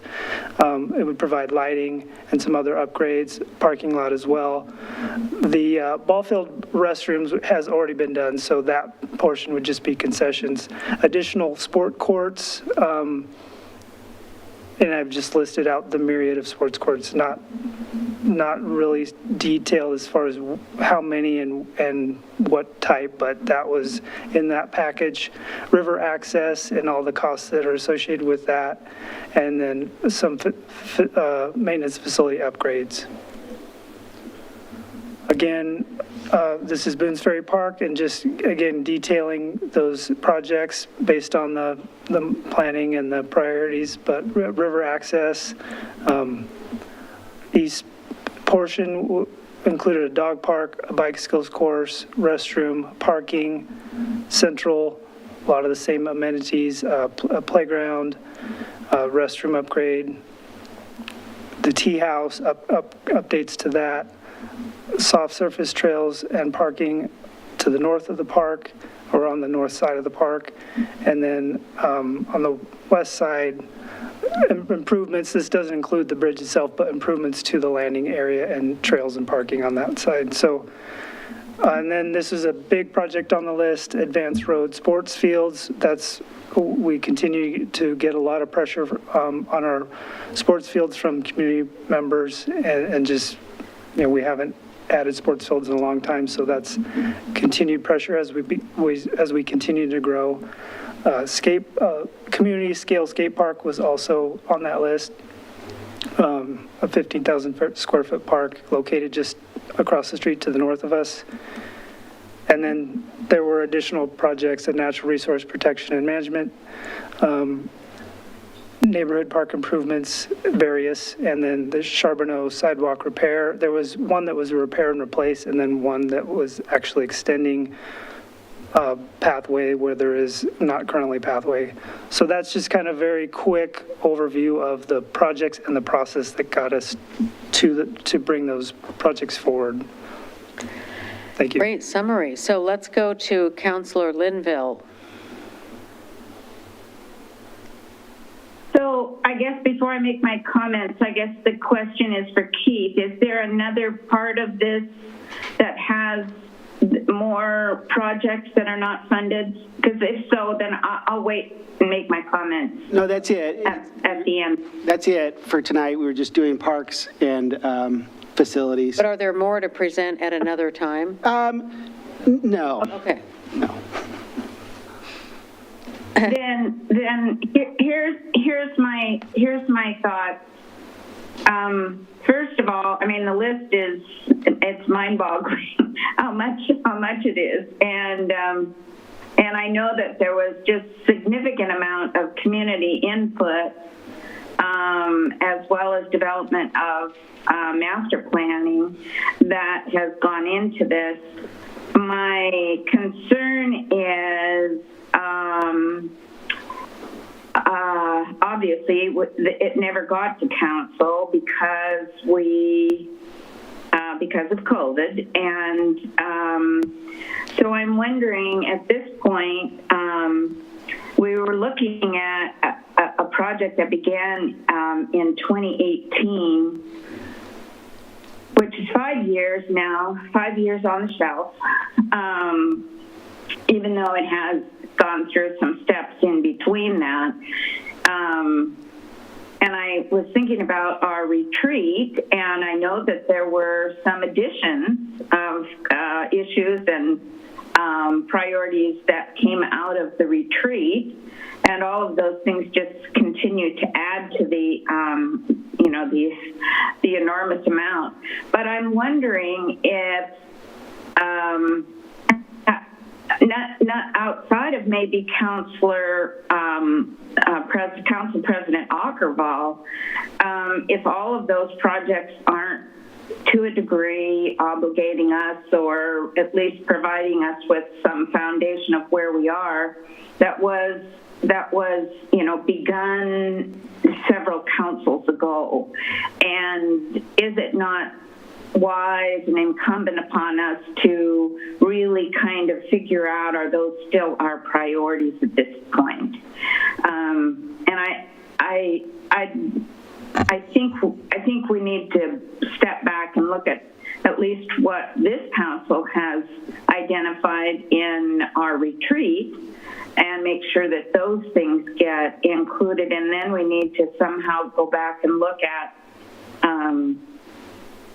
where are the priorities? Are those priorities all still the same, given where we are at this point?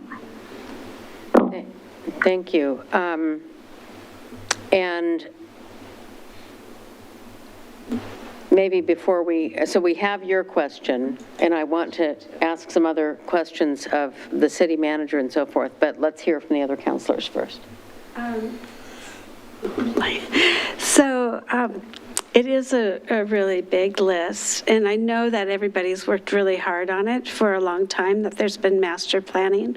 But I was kind of thinking along the same thoughts that Councilor Linfield is, that because I'm new to the council, it'd be helpful to have different tiers, like this project is tier 1. This is like the most important that we really, really want to accomplish. And here's tier 2 that would be really good to accomplish, that it'd make a great city, and 3 lesser important. I mean, because for me, I can't really distinguish any of the projects. They all look really good. And they probably feel all really good to you too. That's welcome to our world. That's why, unfortunately, we have to kind of punt up to you all to give us those priorities, because we did the Parks Bond Task Force, and they helped prioritize, and they brought a package that didn't quite make it to council. But it really is difficult to have that conversation. I think once we get the master plan for the services block, there'll be some recommendations in there, but it really does fall to you, because you're the fiduciary responsibility for the city, to say what is a priority, why is a priority. A lot of the work has been done with the Parks Master Plan that went through an extensive public process. So a lot of the priorities do exist in terms of most bang for the buck, in terms of sports fields and stuff like that, specialized parks. So yeah, we can certainly repackage that and bring it back to you and show you what the community said about the I think that's what That's right. But I will tell you, just in general, our community survey and the Parks Master Plan, more access to the river and more sports fields. Those are the 2 consistent priorities that we've heard, and indoor sport courts too. So because we have 15 minutes left, and I want to hear from Councilor Dunwell and Council President Ackerval.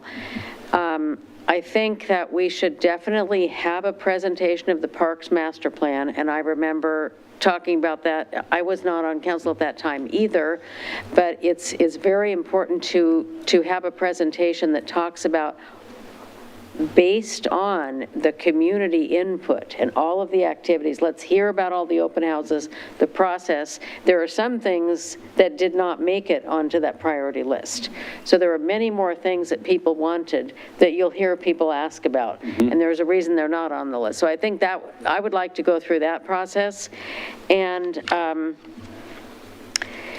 so let's build in time for that.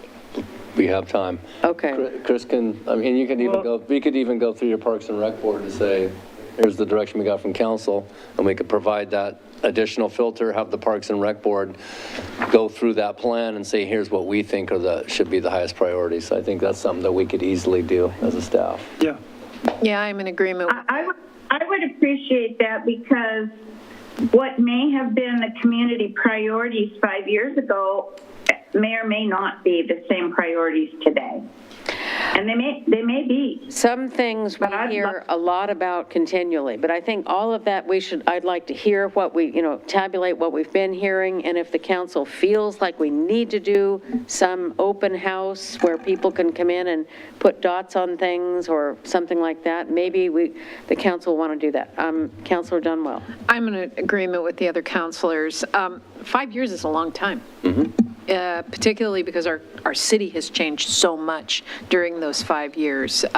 Growth, Frog Pond, everything else that we're doing. So I'm in total agreement that we have to really look at, first of all, health and safety first, right? If there's any health and safety issues within parks, and I don't know if there are at this point, but address that first. But then also look at the needs as our city grows. I think about Frog Pond and those sports fields.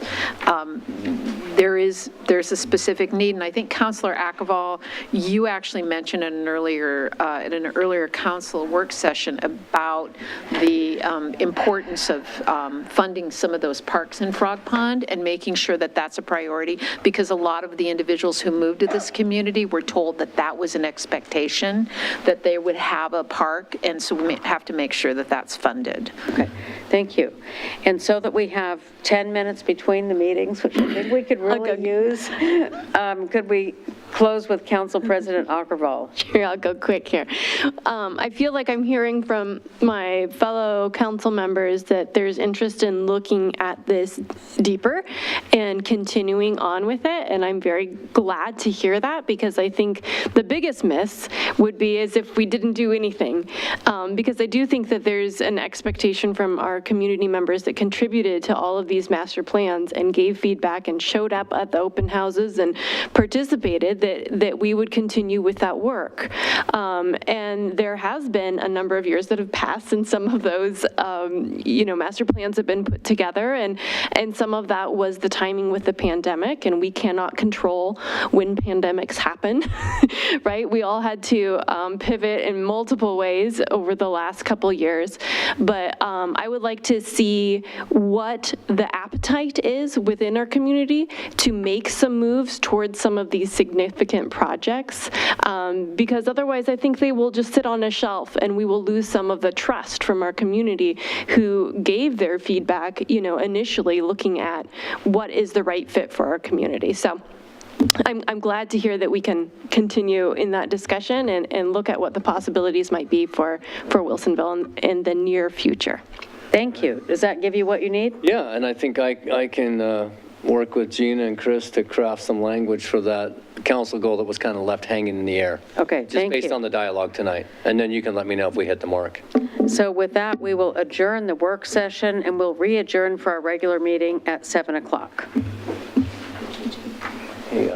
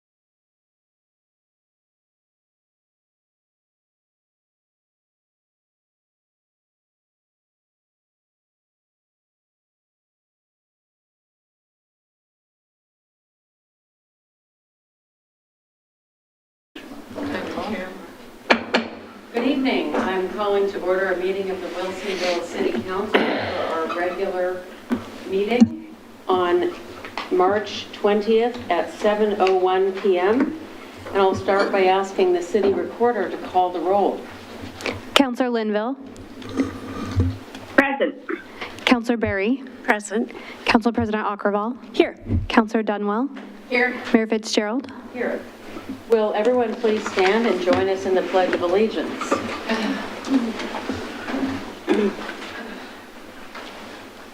I pledge allegiance to the flag of the United States of America and to the republic for which it stands, one nation, under God, indivisible, with liberty and justice for all.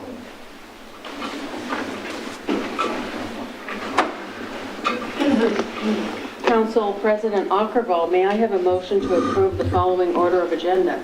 Yes, Your Honor. I move to approve the following order of agenda. Is there a second? I second it. Motion's been moved and seconded. All in favor say aye. Aye. Aye. Aye. Motion passes 5-0. At this point, we'll give a brief mayor's business to update the council on activities I've taken part in last 2 weeks that I want them to know about. Briefly, because you may hear more about this from Council President Ockervall, had a great opportunity to attend and participate in the Westland Wilsonville School District's Equity Summit. And it was a half-day meeting last Saturday. It was just fantastic. I think they had 300 people there and a lot of students, a lot of student activity and breakout sessions. And it was just a real joy to participate in that and learn from the presenters and the students. We had the opportunity here in Wilsonville to host the League of Oregon Cities President's Regional Meeting. And so a number of other mayors came to Wilsonville and met with us upstairs and heard from the president of the League of Oregon Cities, who happens to be Steve Calloway, who's the mayor of Hillsborough. He's a former high school principal. And he's been involved a long time and did some, we heard from also their executive director about their legislative priorities and how they represent cities. They've recently done a strategic plan, and I thought it was really good to find out that they had identified that, well, as you know, most of the cities in Oregon are very small cities. And so they identified the needs that those small cities have. They're different from the larger cities and are beginning to implement some of those needs, which is more education, helping them draft sample ordinances, and finding out more about the diverse needs of our cities so that they can all make use of some legal and expert resources of the League of Oregon Cities to achieve what they're trying to achieve. So that was a really good meeting. And we also heard from how important it is for the cities to identify their unique needs and have ways of representing themselves. I've also been working. This is a busy time with the legislature, and we are lucky to have Senator Aaron Woods, who is leading District 13 for us, living here in Wilsonville, and also Representative Courtney Neron. And they've been really present for us and advocating for Wilsonville interests. I did provide testimony on a bill that seems to reappear every session, and it's asking, the theme is to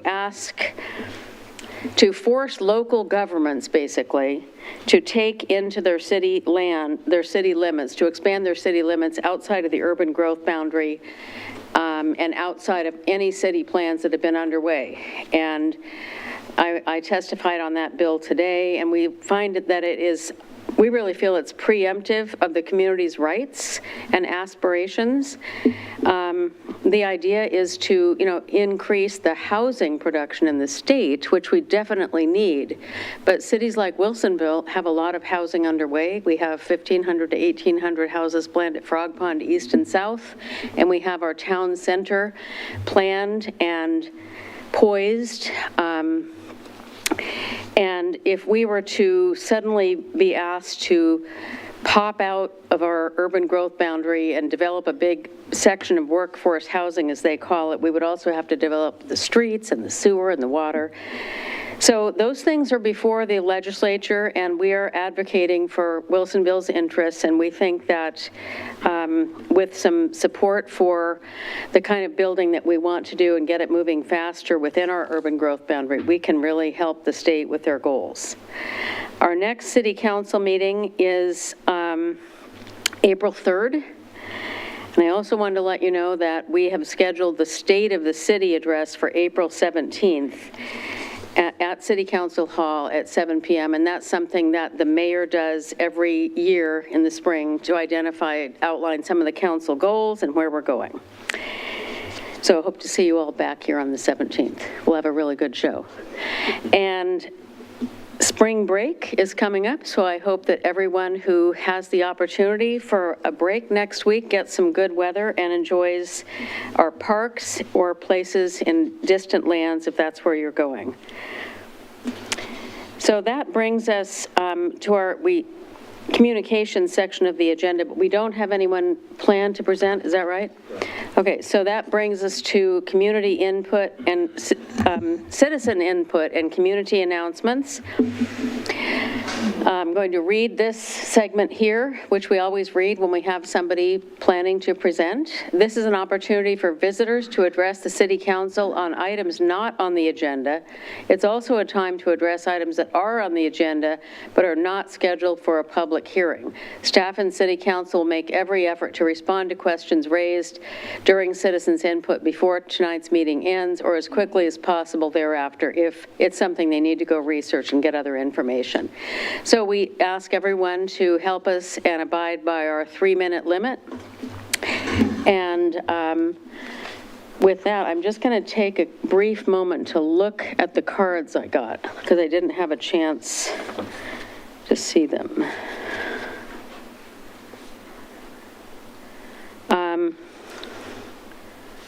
Let's see.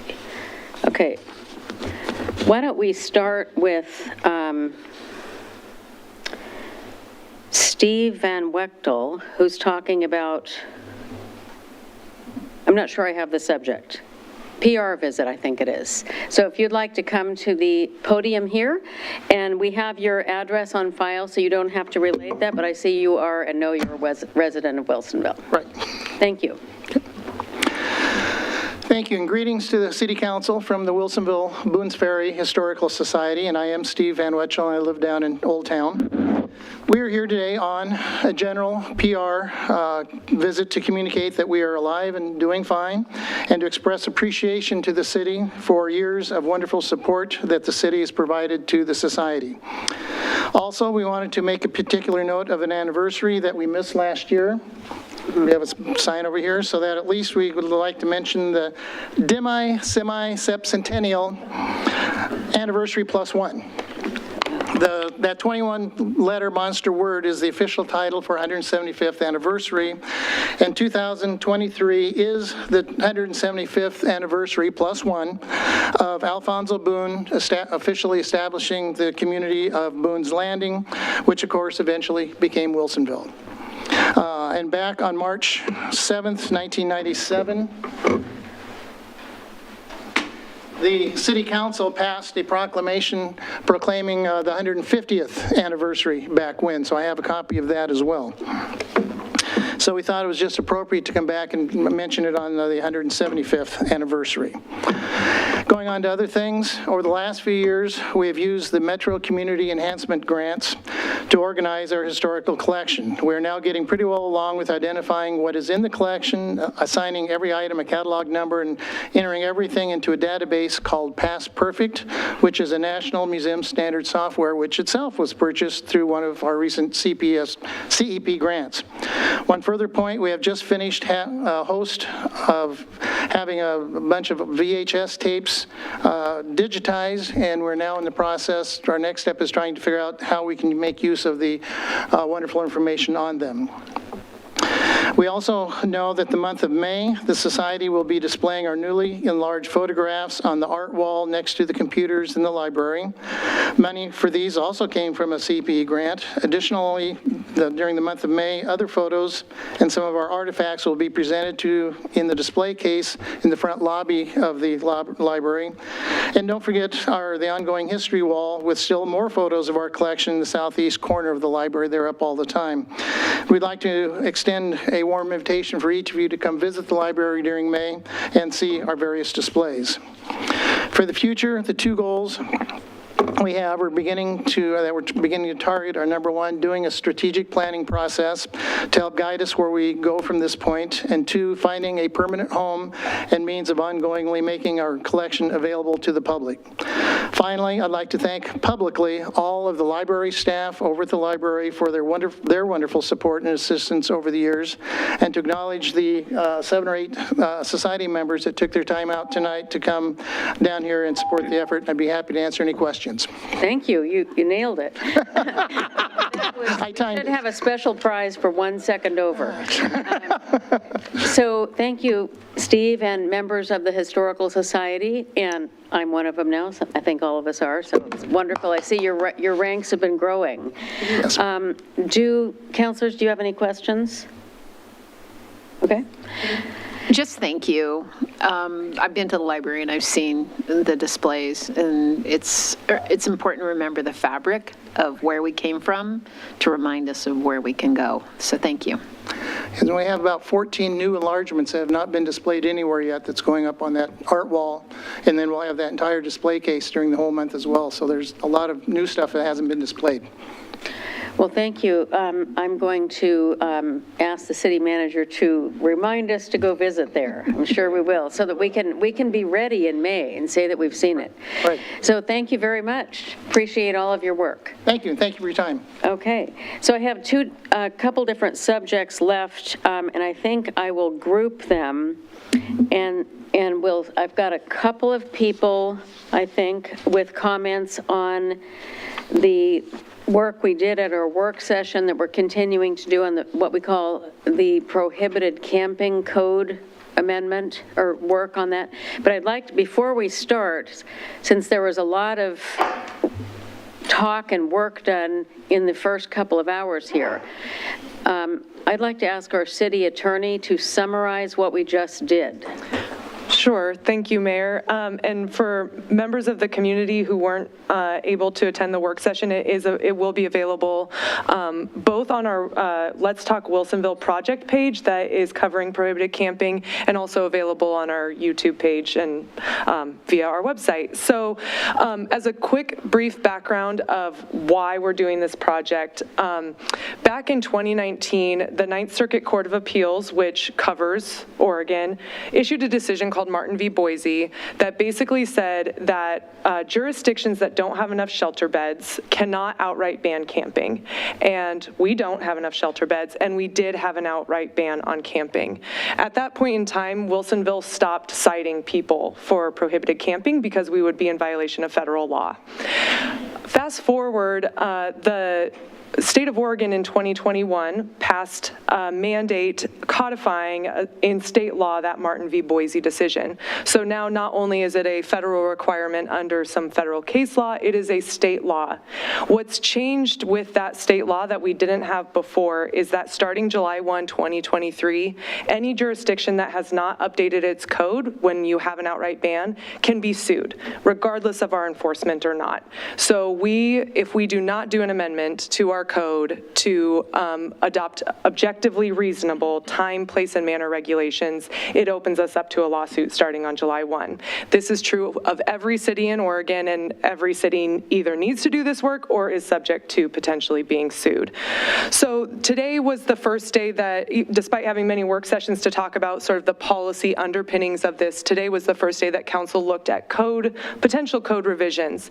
And I want to clarify, because it's different than what was in in the council packet where the council has landed to move forward with its next draft that it will look at its April 3rd work session is we will not be looking at the community center or the library as potential sites. The focus will be specifically and only on City Hall and looking at what we call the back 40, which is the part of the parking lot that's closest to Goodwill. And potentially we're going to look at some distances at the north lot that's just across the street in that vacant area. The council has asked for distances from Town Center Loop Road before they talk about any potential siting on that north property. Those provisions, those sightings, those designated sites will be codified in some administrative rules, so that way we can have some flexibility to really respond to what is actually going on the ground and not designate sites that we don't actually need at this point. So that was the direction that council gave staff today. The other thing that I did want to note, because this is one very small component that has been mandated by the state that we do, of a much larger issue. And that much larger issue is something that we are coordinating with Clackamas County. They are getting significant resources from our community through taxes to address these issues. And also on that project page on prohibited camping, we have snipped out the Clackamas County presentation they did on February 23rd, where they outlined the significant advancements they've made on addressing homelessness. They're getting approximately $40 million a year from the Metro Supportive Housing Tax to address this, in addition to a $650 million approximately bond that Metro passed back in 2018 for the region to look at how to build housing product for, and this is all run through the counties. So that information is there as well, and it has contact information if you ever do see a person who's experiencing a mental health crisis or somebody you have identified as who may be homeless. There is a number you can call, or they can call, or staff can call to get them connected with services through the county. So thank you, Amanda. I think that wraps it up. Hopefully that was a good summary. I should have added more of that in mayor's business, so I'll just add a little bit more because I'd love to have more people dialing into the funding options, the funding resources that our city attorney described. You can find these if you go to the Metro website and search for Metro Supportive Housing Bond and Metro Supportive Housing Services. So it wasn't Metro that passed it, it was the voters passed these things, these two measures. And probably one reason we don't hear that much about the Supportive Housing Services tax, that is not a bond, that is a tax. And it is taxing a small group of people. Very generous people. They live in Wilsonville. They live in Oregon City. They live all over the metro area. And I want to thank them. Those people are, and you can read the details online, those people are individuals earning with an adjusted gross income of $125,000 or more, and couples earning $200,000 or more.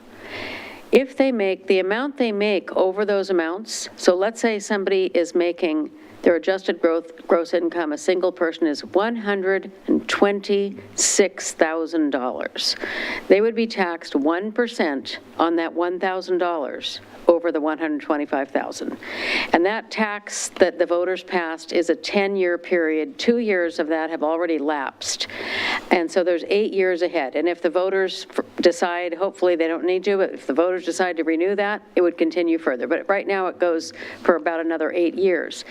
In addition to those individuals, businesses in the metro area that have gross receipts over $5 million are taxed on the amount of gross receipts exceeding $5 million. So if they had $5,001,000, they would be taxed 1% on $1,000. Doesn't really sound like very much, but when you listen to the video on Let's Talk Wilsonville, which we have, if you go to our website and Google Let's Talk Wilsonville Camping, and please watch it, it's excellent, you'll find out that those taxpayers who live in Clackamas County or do business here have generated $40 million to use every year, not on building, but on services. And Clackamas County is just barely starting on this. They've also used that $650 million housing bond, and they've built a number of, they're down the road on their housing. They're still not even finished with what they've started, but they are ahead of their set targets for getting people into those houses, that housing. And it's all different ranges. It's rapid rehousing. Somebody just got evicted yesterday, no place to go. They have rapid rehousing. Somebody who's been living unhoused outdoor for a while, they need a lot of other service. So you'll learn more about that on that website. And we have been working closely with Clackamas County and our city and social services here in Wilsonville, and we have more work to do, but you'll be learning, and I hope more of us will participate in learning about that as time goes ahead, because City of Wilsonville, our council has expressed a lot of interest, the most interest in doing what we can with our county's social services and health services that counties do, doing everything that we can to help these people get off the street and into better housing. So with that, I will ask for, I did want to ask, I see Bob Wallaker has some testimony here, but I don't have a speaker's card. Would you like to present or just have us read this? Did you fill out one of these cards? Oh, you what? I didn't expect to testify. Okay, well, if you've got very good testimony here, so we will all read it. All right. Thank you. That's been given to all the counselors. Former law enforcement, lives in Wilsonville, and he's given some very detailed opinions, and thank you for that, taking the time to do that. I will now go to Laura Karoglian. Very good. Oh, good. Okay, please come, and you don't have to read your address because I have it on file.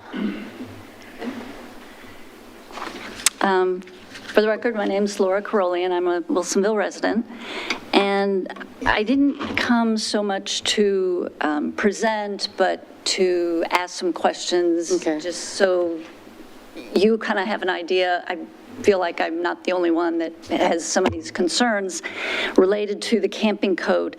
I was happy to hear about the fact that one thing that's been settled is the fact that the City Hall parking lot is kind of the designated spot for now, for the time being, and it doesn't, for example, include the raw land that abuts Town Center Park and doesn't extend past this one place. My questions have to do with what is the plan for enforcing time limits, for getting people who may be camping in other areas moved to the designated camping area? Are some of these $40 million in funds going to be available for increasing our police budget? I've lived here for a little over 30 years. I've seen, like a lot of people here, I'm sure, you've seen a ton of changes.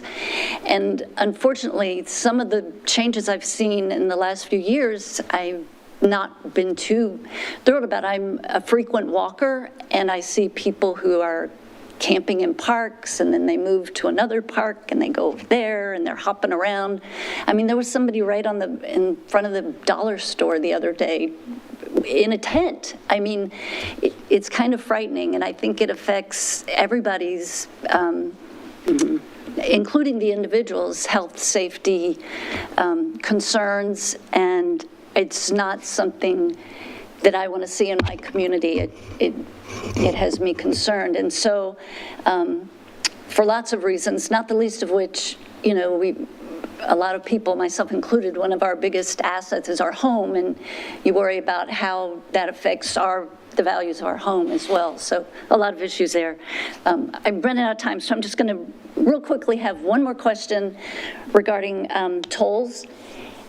If it becomes a reality, who knows? It may, it may not. I'm just curious if the City of Wilsonville has any plan for addressing the inevitable increase in traffic on our roads for people trying to avoid the I-5 area and the tolls cutting through. Will there be more lights? Are we looking to increase budget for, I don't know, traffic enforcement, doing things to the roads to help alleviate some of that, which, anybody knows who's been on Wilsonville Road around rush hour, it can get backed up trying to go, south on I-5 or anywhere. So anyway, those are my two Thank you. things. So you nailed it too. So regarding tolling, yes, we're constantly talking and working on all those things. And I think I know that what the ODOT calls, what is the name of the thing that you're talking about is our people are going to drive through here and cut through because of tolling, because of tolling. It's called mitigation. And so we've had untold numbers of meetings and requests and ongoing discussions. That is definitely on the table as to how, if there are signals needed, as you've said, who will pay for that and how will that be done? So we're continuing to be on it, and we will have, when you see a request for comment, which you can go on the ODOT website right now. If you have a few minutes on a Saturday, go in there on the comment point and enter your comments. And Senator Woods is actually holding a forum on April 15th in the Charbonneau neighborhood. I really encourage you to go to that.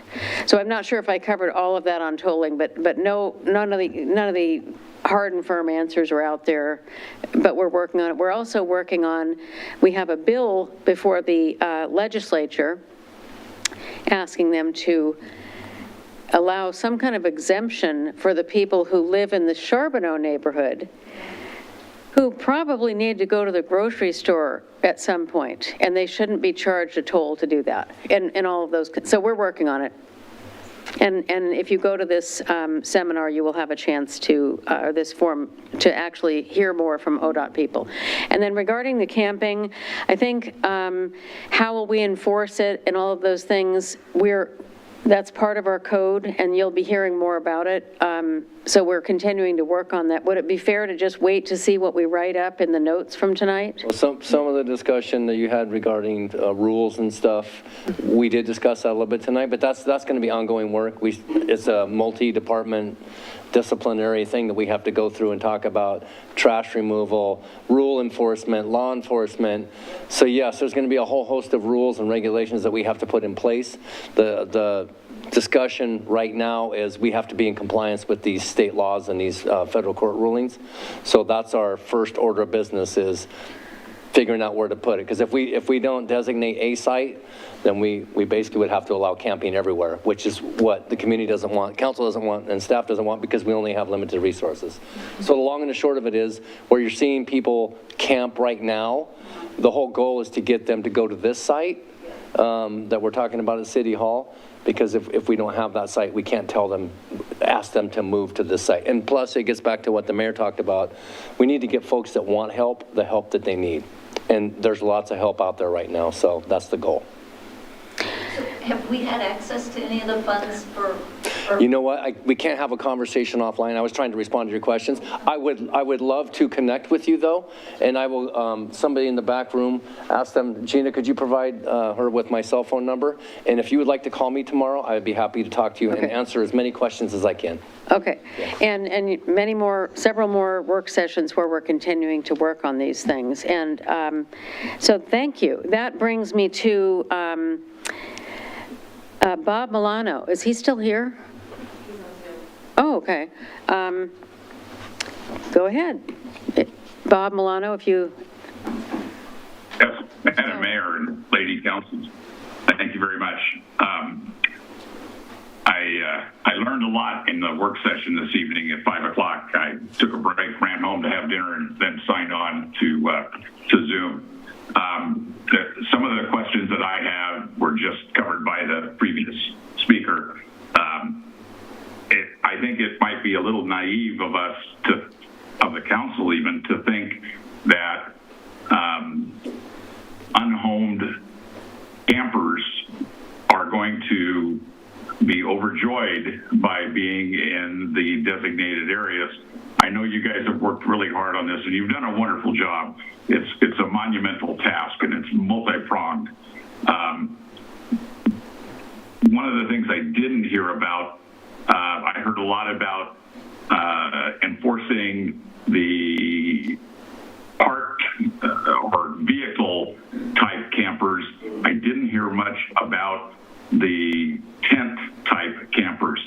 I have heard that the hours are going to be 8 p.m. to 8 a.m. I don't know if that's been a decision or just something that's been thrown about.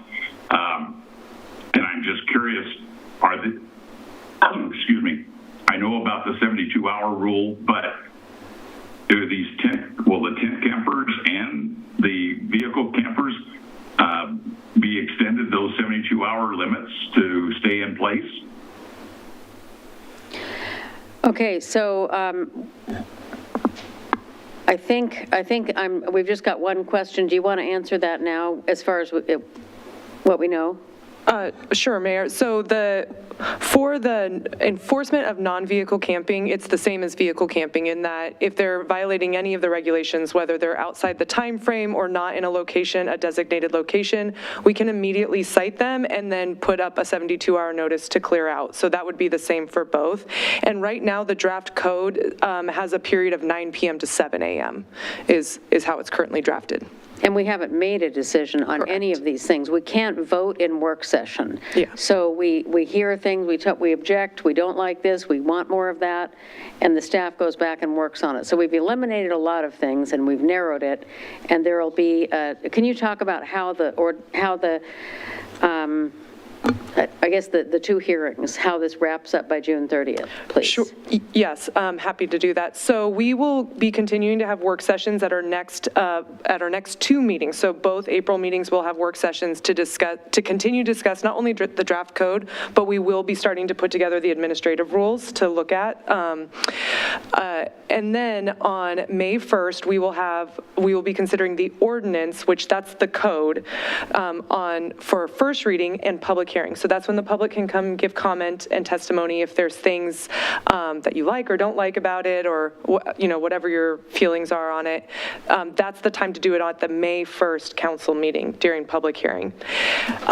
If the council decides to adopt on first reading, they have to do it again. They have to do another vote at their second May meeting. That's not a time for public comment. That's simply the council debating it. Once that assuming the council approves both on first reading on May 1 and second reading on May 15th, the proposed effective date is July 1, when we need to be compliant with state law. So assuming that council is comfortable moving forward, that's when it would go into effect, is July 1. And our charter, I believe, says that we need to have 30 days notice before some new ordinance goes into effect. Is that right? Yeah, minimum 30 days notice. So this will be about 45 days of notice that we will have, assuming a May 15th second reading. Thank you. All right, so if you have any additional questions, please email the city council, the city manager. Did you have something? Okay. So the question I have, Amanda, you were referring to an ordinance, and this is indeed not an ordinance, but an administrative rule. Is that correct? There's both. The time regulations are in the ordinance, or in the code. Okay, thank you. All right, so thank you. That brings us to Herman Walter. And I have your address as well, so you can just say your name and thank you. For the record, my name is Herman Walter. I am here to voice my concern regarding the city's ability to properly manage and control camping that's being allowed by this change in the Oregon state law. Since moving to Oregon a little over 6 years ago from Pennsylvania, I've become very disillusioned with both state and local governments here in the state of Oregon. Some of my friends on the East Coast think I have to sit at home and guard my house because of the perceived lawlessness that exists in Portland. Some of the laws that have been passed by the state legislature defy common sense. Unfortunately, we have prosecutors in the state that appear reluctant to take action against lawbreakers, and state agencies that are totally ineffective. A perfect example of that would be the unemployment benefits crisis that we had during the pandemic. We seem to be the que sera, sera state. Whatever will be, will be. Homelessness is a serious issue that society as a whole must address. We need to find a way to assist these people in getting off the streets, and I'm glad to hear that some things are being put in place. We should not be enabling them to continue living in this manner, which is what I'm afraid of. Some of these people want to get off of the streets, but our extremely high cost of living, which is ridiculous in Oregon, prevents them from succeeding in their efforts. Others have no desire to change their way of living, and these are the ones that I am really concerned about because they are the ones who typically are the lawbreakers. Unless the city of Wilsonville develops and executes an effective plan to control this camping, I fear that Wilsonville is going to become an extension of Portland. Crime is already making inroads here. Residents of this state are already paying high taxes, but we should be using these tax dollars, as you said, to help address the problem and not enable it, because some of the things we do enable people to continue living on the streets. The city has to allow camping unless they provide other options. So I would implore the city to look at these other options, increase the amount of room that we have available to accommodate those that are less fortunate. Don't be a slave to Metro. Make decisions that are appropriate to Wilsonville and keep this city from becoming the next Portland. Thank you for hearing my concerns. Thank you for coming to speak to us and taking the time to prepare those remarks. I really appreciate it. I didn't hear any questions from you, but I hear what you said, and we will take that into our work going forward. I think that's all the speaker cards I have related to that topic. Do you know, is there anyone else here who wanted to speak on that topic? Okay. I now have a speaker card from Michelle Ripple, and would you like to speak now? And I have your address on file too.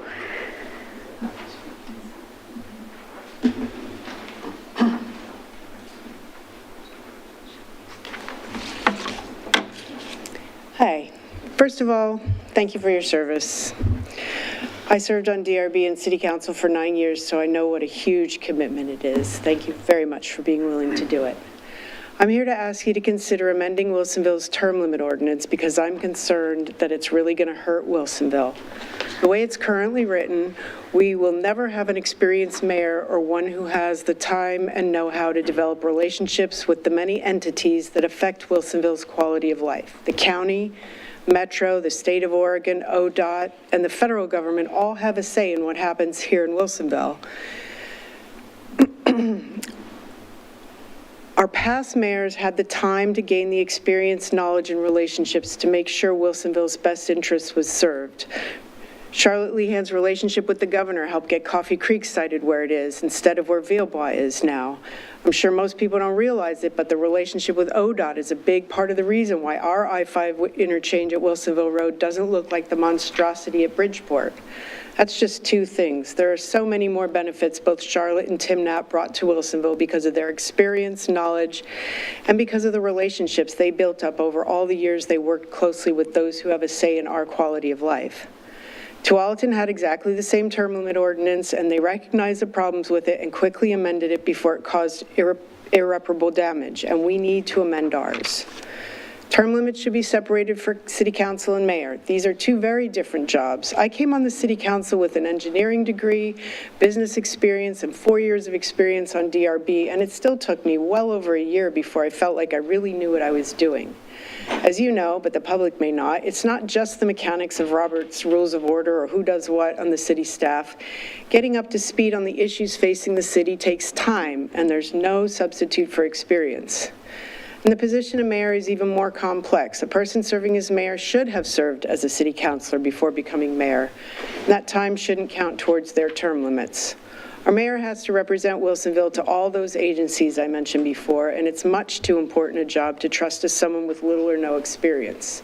So my proposal is that the term limit should be changed to allow at least 3 consecutive terms for city council and mayor, and time served as a councilor shouldn't count as time served as mayor.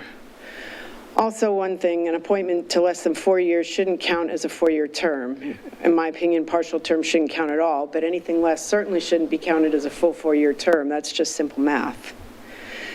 So in summary, as they're written, our term limit ordinance hurts Wilsonville's ability to function effectively with all the outside agencies that have power over us. We will forever have one-term inexperienced mayors who lack the time and experience to develop the knowledge and relationships to work with all the outside entities that affect our quality of life. This will hurt Wilsonville. Wilsonville is a wonderful city and a great place to live. Please fix the term limit ordinance before it messes that up. Thank you. Thank you. I appreciate that, and we have your written testimony. And I have a speaker card from Mary Clausen, and I also have your address on file here.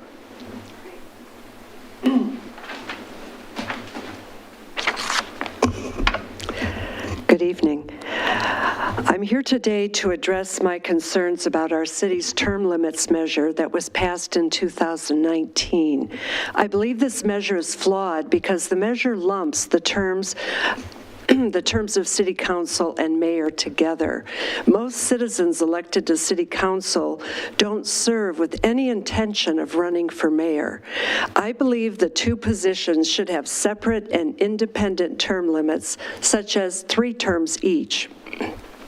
Another area of concern, when a councilor is appointed to finish another councilor's term with less than 2 years remaining, it should not be counted as a 4-year term. And here I'm echoing what Michelle Ripple pointed out. These are volunteer positions where life often intervenes, and an elected official cannot stay to finish their term when this occurs. Their replacement should not be penalized by counting a few months as a full term of office. But here's my major concern. It's with our term limits as they relate to the complexity of both councilor and mayor positions. While the mayor benefits by having served as a councilor, I've learned that the mayor's role is quite different in scope. As citizens of Wilsonville, we are best served when our leaders, especially our mayors, have had time to build strong relationships with other mayors, county commissioners, metro, state legislators, and our congressional delegation. We need a pathway to ensure future mayors have 1 or 2 terms as a city councilor, rather than coming on board as a neophyte mayor and being confined to serving as a lame duck. The city of Tualatin discovered the detrimental effects of their boilerplate ordinance and amended it to fix their needs. I'd like Wilsonville to follow that example and make our term limit ordinance fit our needs. Thank you. Thank you. And I have Wayne Richards' card, and I have your address on file too.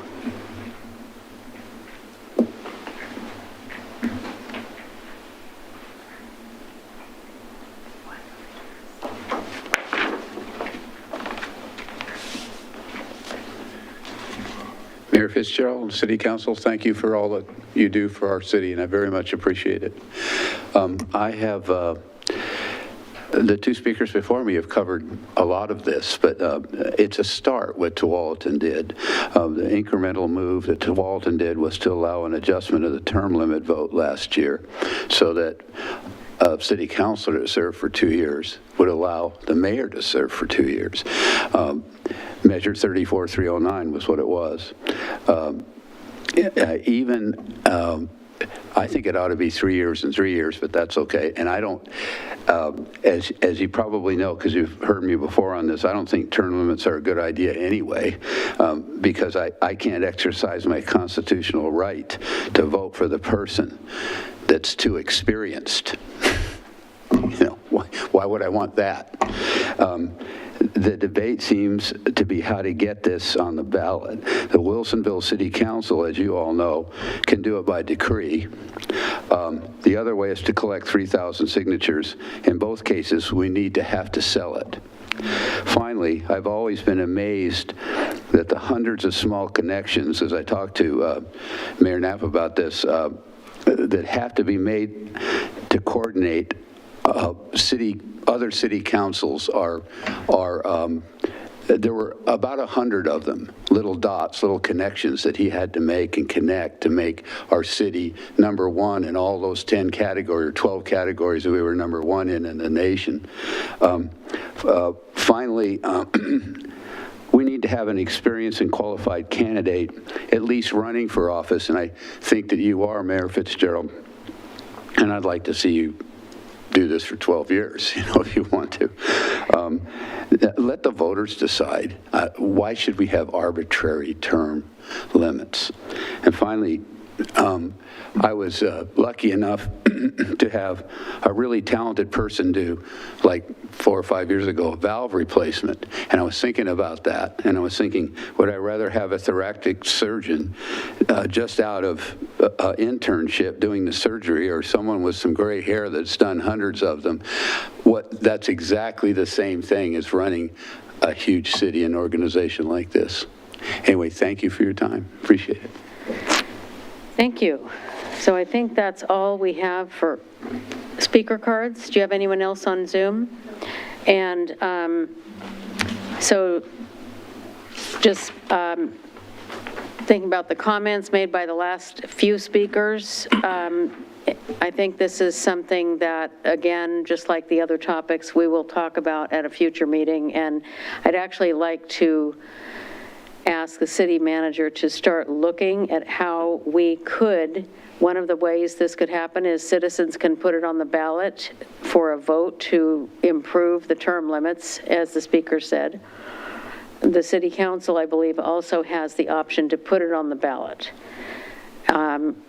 That's what I know about it. If you could look into that and see what it would take and get back to us, we can further study it. Yeah, we can add this to a future work session in the near future. Thank you. So that brings us to our councilor comments, liaison reports, and meeting announcements, starting with Council President Ockervall. Thank you.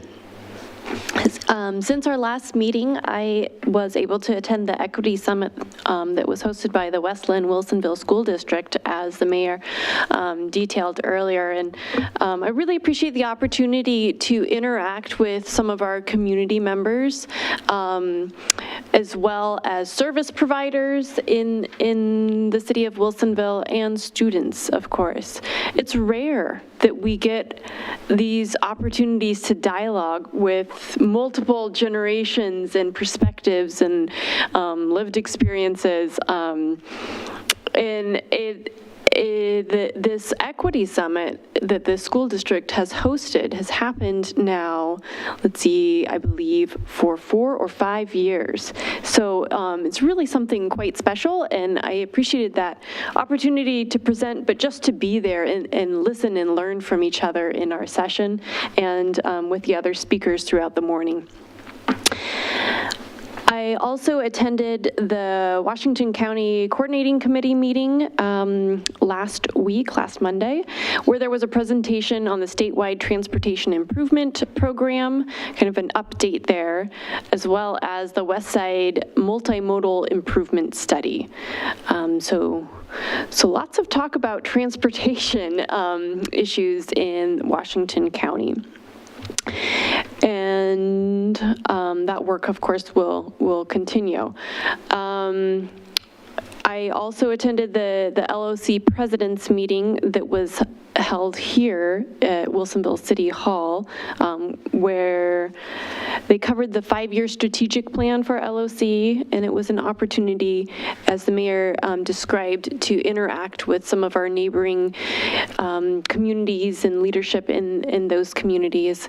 And that is one thing, actually, that the 5-year strategic plan detailed was the LOC's benefit to member communities extends beyond the lobbying role that LOC does play. And of course, it has played that role and will continue to play that role. It's an important piece of what LOC does, but rising in importance, I think, is the training that LOC offers. And I know, looking around, my fellow council members have attended some of these trainings and the conferences, and ability to kind of facilitate connection and network with other elected leaders in our state, where we can share ideas and discuss issues that are facing our community.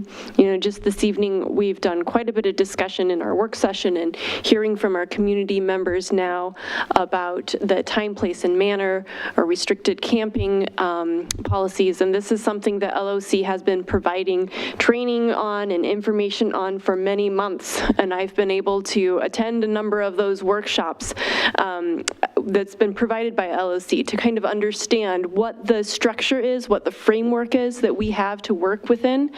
And those opportunities are very valuable for elected leaders. So I was encouraged to hear that they are leaning into that role that LOC does have in providing the network and the training and the education.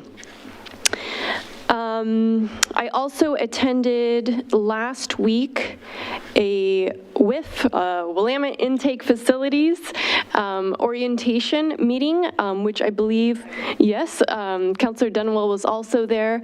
And we have many new members on that commission. So I serve on that commission, and Councilor Dunwell is our alternate representative for the city of Wilsonville.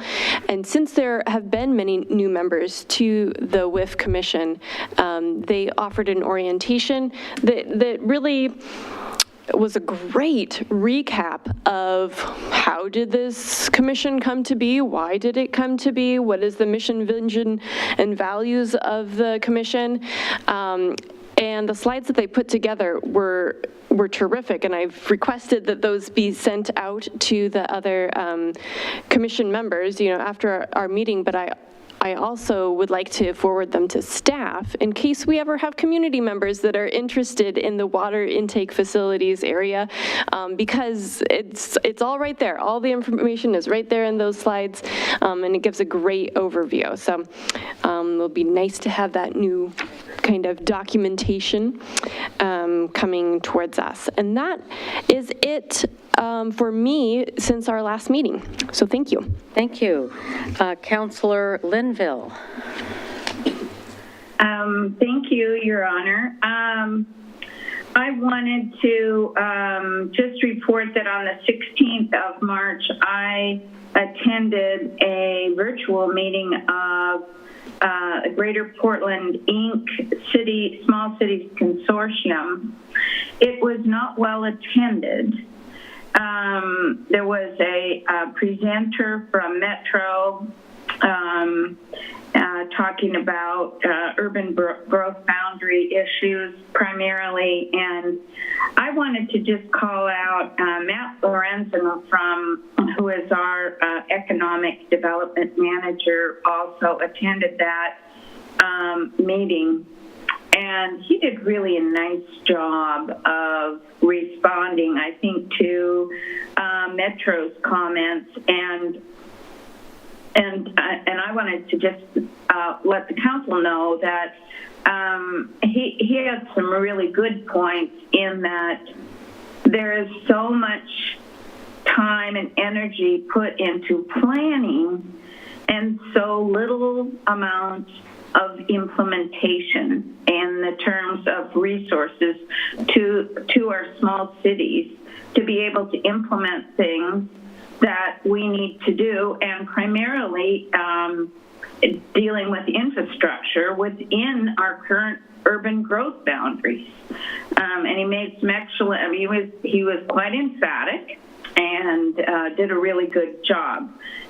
It was also an opportunity for me to encourage our colleagues at our sister small cities to support through their representatives our bill to study the possibility of extension of west, south to Salem, and it was good for Metro to hear that as well. And then the only other thing that I have to do is to encourage our citizens to attend the tolling forum with ODOT that is going to be out at Charbonneau on the 14th of April. And it's at 10 o'clock in the morning, 10 to 11:30 in the event center dining room. I think it would be good for Wilsonville city citizens, as well, generically, not just Charbonneau residents, to be able to provide their input to ODOT. So I'm encouraging people to attend that meeting as well, and that is all I have to report for this meeting. Thank you, Councillor Linville. I am just wondering if you, or maybe City Manager could check and see, is that ODOT forum on Saturday or Friday? Because I had the 14th or 15th. Does anyone have that date? I can see. I can find out here. I think it's Saturday, but I don't want to say for sure. So maybe we'll find it before the end of the meeting and put that on our website. So thank you. And also, Councillor Linville, I just wanted to reconfirm what you were saying there is that similar to some of the things we've heard here. Cities, bills are introduced. Many of them are being introduced right now that put a mandate on cities to use their staff to achieve these assignments that are given by the state. The League of Oregon Cities is they're really doing a great job with their legal team and lobbying team to try to make this point, that some of the changes they want people to make to their comprehensive plans can end up costing more money than it would take to do some other straightforward things. So I don't know, it's a big job constantly staying on top of the ideas that come forward to the legislature and may or may not get voted in. So thank you for going to that meeting, and I appreciate our staff, Matt, speaking up as you said he did. Councillor Berry. Thank you, Mayor Fitzgerald. So I agree with what Councillor Ackerville said about the League of Oregon Cities. They are a really fantastic organization that puts on a lot of training. As a newer city councilor person, I'm trying to take advantage of that. On March 7th, I attended their public budget training. Since we're coming into the budget city for the city of Wilsonville, I think that those tools that I learned from them is going to be really helpful. And then coming up on Thursday, March 23rd, I'll be attending the Clackamas City Association dinner that's going to be hosted by the city of Sandy. The program's going to feature Senator Daniel Boham from District 26, and he'll be sharing his views on current legislation session. And then also the Mayor, Stan Pullman, is going to present information about Sandy's Covered Structures grant program and how this program was supported their businesses during the pandemic. So that will be interesting. I'm looking forward to it. That's great. Thank you. So I just wanted to correct, I had earlier given the wrong date for the ODOT hearing. So we've confirmed, thank you, Councillor Lindbergh, it's the 14th of April, which is a Friday. That's what Charlotte is advertising. And what time is that? 10 a.m. 10 a.m. on Friday, April 14th. So get your friends, go to that, listen, ask questions. Thank you. It's at the Charbonneau Country Club. It's at the event center dining room. And it would, great opportunity to speak directly with ODOT and hear from them. So thank you. So that brings us to Councillor Dunwell. Thank you, Mayor.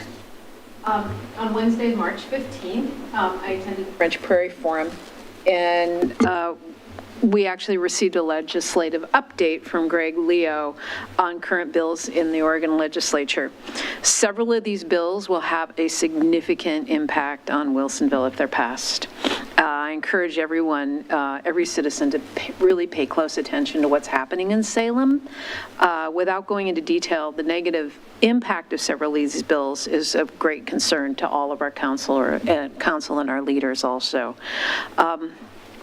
And then as Council President Ackervall mentioned a moment ago, I also attended the orientation for the Willamette Intake Commission, extremely helpful. So when I filed as a council candidate, one of my campaign promises was to listen to our citizens. So I've been actually really diving deep into conversations with citizens and our programs and meeting our citizens where they are. So on March 9th, I visited the community center, and I actually met during the lunch hour, and we had spaghetti. It was really good with meatballs. And what a great cross-section of our citizens. And it's a low-cost lunch, and great stories from a lot of these folks. Many of them are senior citizens, and I really want to call out the kitchen staff from the community center. They were phenomenal. The food was home-cooked.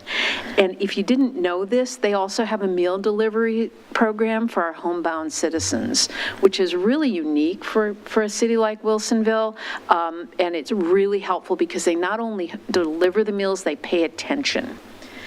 And then I actually, the next day, attended the robotics tournament, and I am now a booster of the Wilsonville Wildcats, and I made a lot of popcorn that day, and I was silly enough to volunteer during the lunch hours. So it's really a great reminder that we have to remember our high schoolers because they're our future. And engaging with all of them, the mothers and the fathers that were also volunteers, was really inspirational. And then this past Tuesday, I actually stopped by our community sharing program and met with Lee, their director. I don't know if you know this, but they offer services beyond the food pantry. Some of that is funded by a grant from the city of Wilsonville, and they're both general purpose and utility paying assistance grants. The demographics that she shared with me of those individuals that are actually utilizing the services of the food pantry and community sharing were really quite stunning. They've seen an 80% increase year over year. And with the recent decrease in SNAP benefits, they expect this to grow even more. And these aren't typically what you would expect. There are a significant number of seniors that are utilizing the services of Wilsonville Community Sharing. And so it's really important that we not only recognize them, but I have to just say as a sidebar that we give props and a big thank you to some of our other citizens, like our local Boy Scout troops. They actually recently had a food drive, which pretty much replenished the Wilsonville Community Sharing Pantry. And so super exciting. I'm going to continue to visit, continue to look how deeply I can get into our community, in addition to all of my council roles. And I encourage everybody else to do the same thing. Thank you, Councilor Dunwell. It's great to hear about all that's going into our Wilsonville Community Sharing. They also give some rent and utility assistance. And I wanted to thank Councilor Berry for also sending me an article that I'd missed in the paper about how some area churches also replenish the pantry. So good time to donate to Wilsonville Community Sharing. They need our support. So that brings us to the consent agenda. And starting with Would the city attorney please read the consent agenda? Yes, Mayor. Resolution number 2989, a resolution of the City of Wilsonville authorizing the city manager to enter into a master license and right-of-way use agreement for small wireless facilities in the public rights-of-way with New Singular Wireless PCS LLC.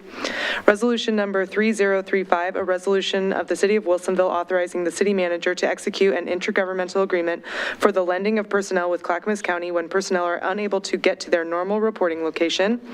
Resolution number 3051, a resolution of the City of Wilsonville authorizing the city manager to execute a professional services agreement with Water Systems Consulting, Inc. to provide capital project engineering services assistance to the Wilsonville Engineering Division, and minutes of the February 23, 2023, and March 6, 2023 City Council meeting. Thank you. The consent agenda has been read. May I have a motion to approve it as read? Your Honor, I move to approve the consent agenda as read. Is there a second? I second it. The motion's been moved and seconded. All in favor say aye. Aye. Aye. Motion passes. Thank you. Motion passes 5-0. That brings us to new business, Resolution 3055. This is resolution number 3055, a resolution of the City of Wilsonville authorizing the mayor to execute an intergovernmental agreement between the City of Wilsonville and the Tri-County Metropolitan Transportation District of Oregon for the adjustment of Tri-Met district boundaries, and an associated memorandum of understanding between the City of Wilsonville and the Tri-County Metropolitan Transportation District of Oregon regarding future adjustment of Tri-Met district boundaries. Thank you. And I believe we're going to have a staff report on this. Yes, Mayor, I'll move over to the other camera. Switch identities, switch positions. Thank you.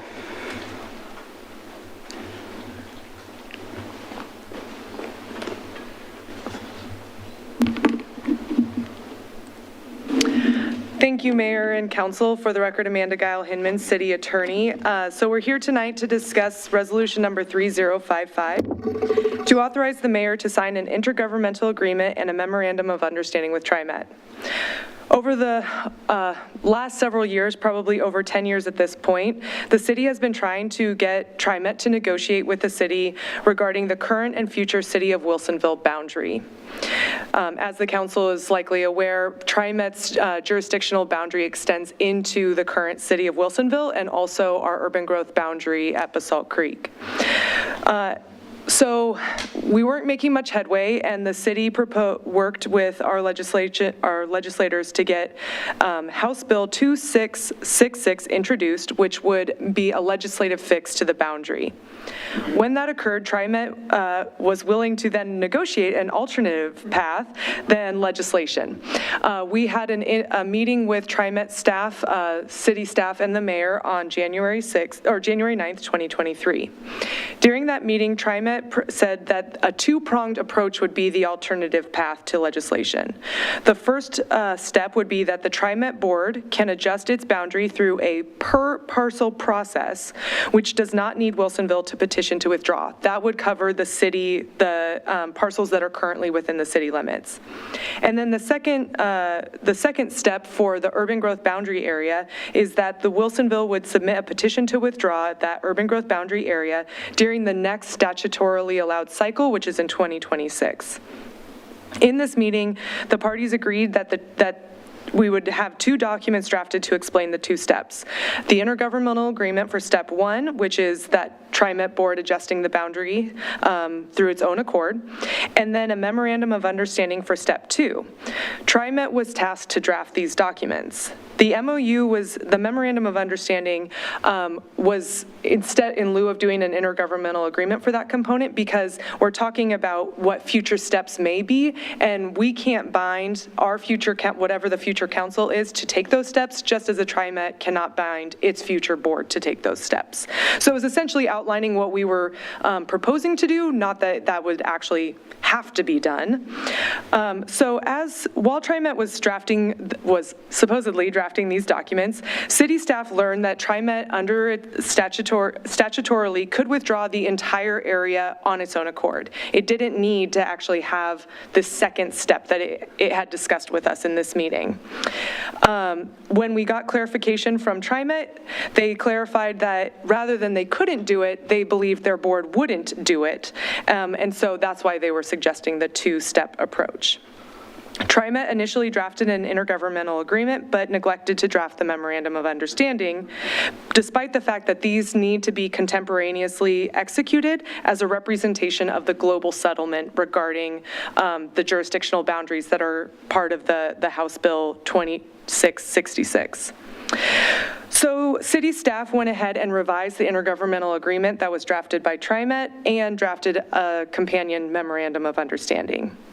The versions of each of these documents are attached to resolution number 3055 and represent the parties' discussion on January 9th as the steps that would be taken, and also are the terms that the city can legally agree to.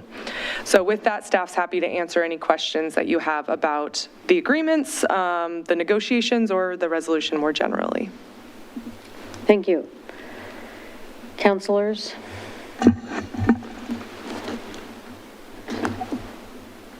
Go ahead. Council President Walker-Paul. Thank you. Thank you for detailing that in your presentation, and I also appreciate how this is written, that the whereas statements also detail some of this order of events that I think is important for everyone to consider and remember. Can you confirm then that this would be like a global settlement of sorts that would adjust the boundaries, clear everything for the future? So assuming agreement by both parties, it would be a global settlement, but I do want to clarify one thing, is that it doesn't mean that the urban growth boundary area would now become part of the city's SMARTS jurisdiction, but that the petition would occur in 2026. Right. But yes. Yeah. Okay. Thank you. Councilor Dunwell? So can you clarify what next steps would be if TriMet signs, or when TriMet signs, or if they do not sign the agreement? Yes. So the second one is the easiest. If they don't sign, nothing happens with these agreements. They're not in effect if they don't sign.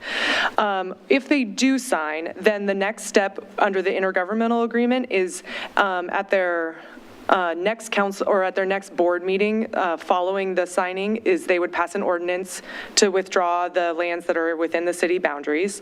And then in 2026, the city would work with property owners in the area that we're seeking to have withdrawn and get a petition filed with TriMet. And in the state legislation, it lays out the criteria that you have to abide by to do the petition. So Boring residents, the city of Boring, but not the actual city, but Boring residents and business owners did a petition to withdraw in 2011. So there is somewhat recent examples of this petition to withdraw that we would need to do, that we would need to coordinate.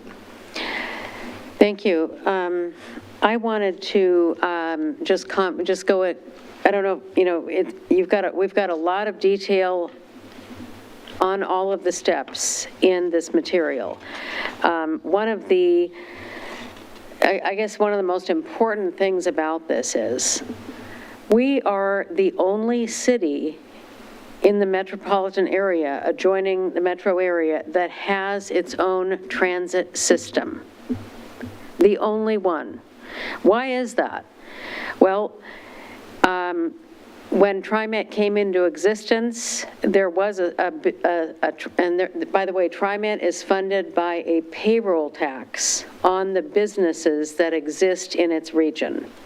And as you can read in the packet, that tax is currently 0.8037% as of January 2023.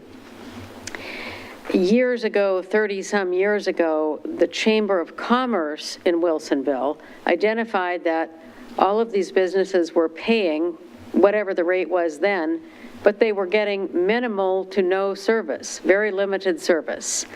And so they decided to start their own transit agency.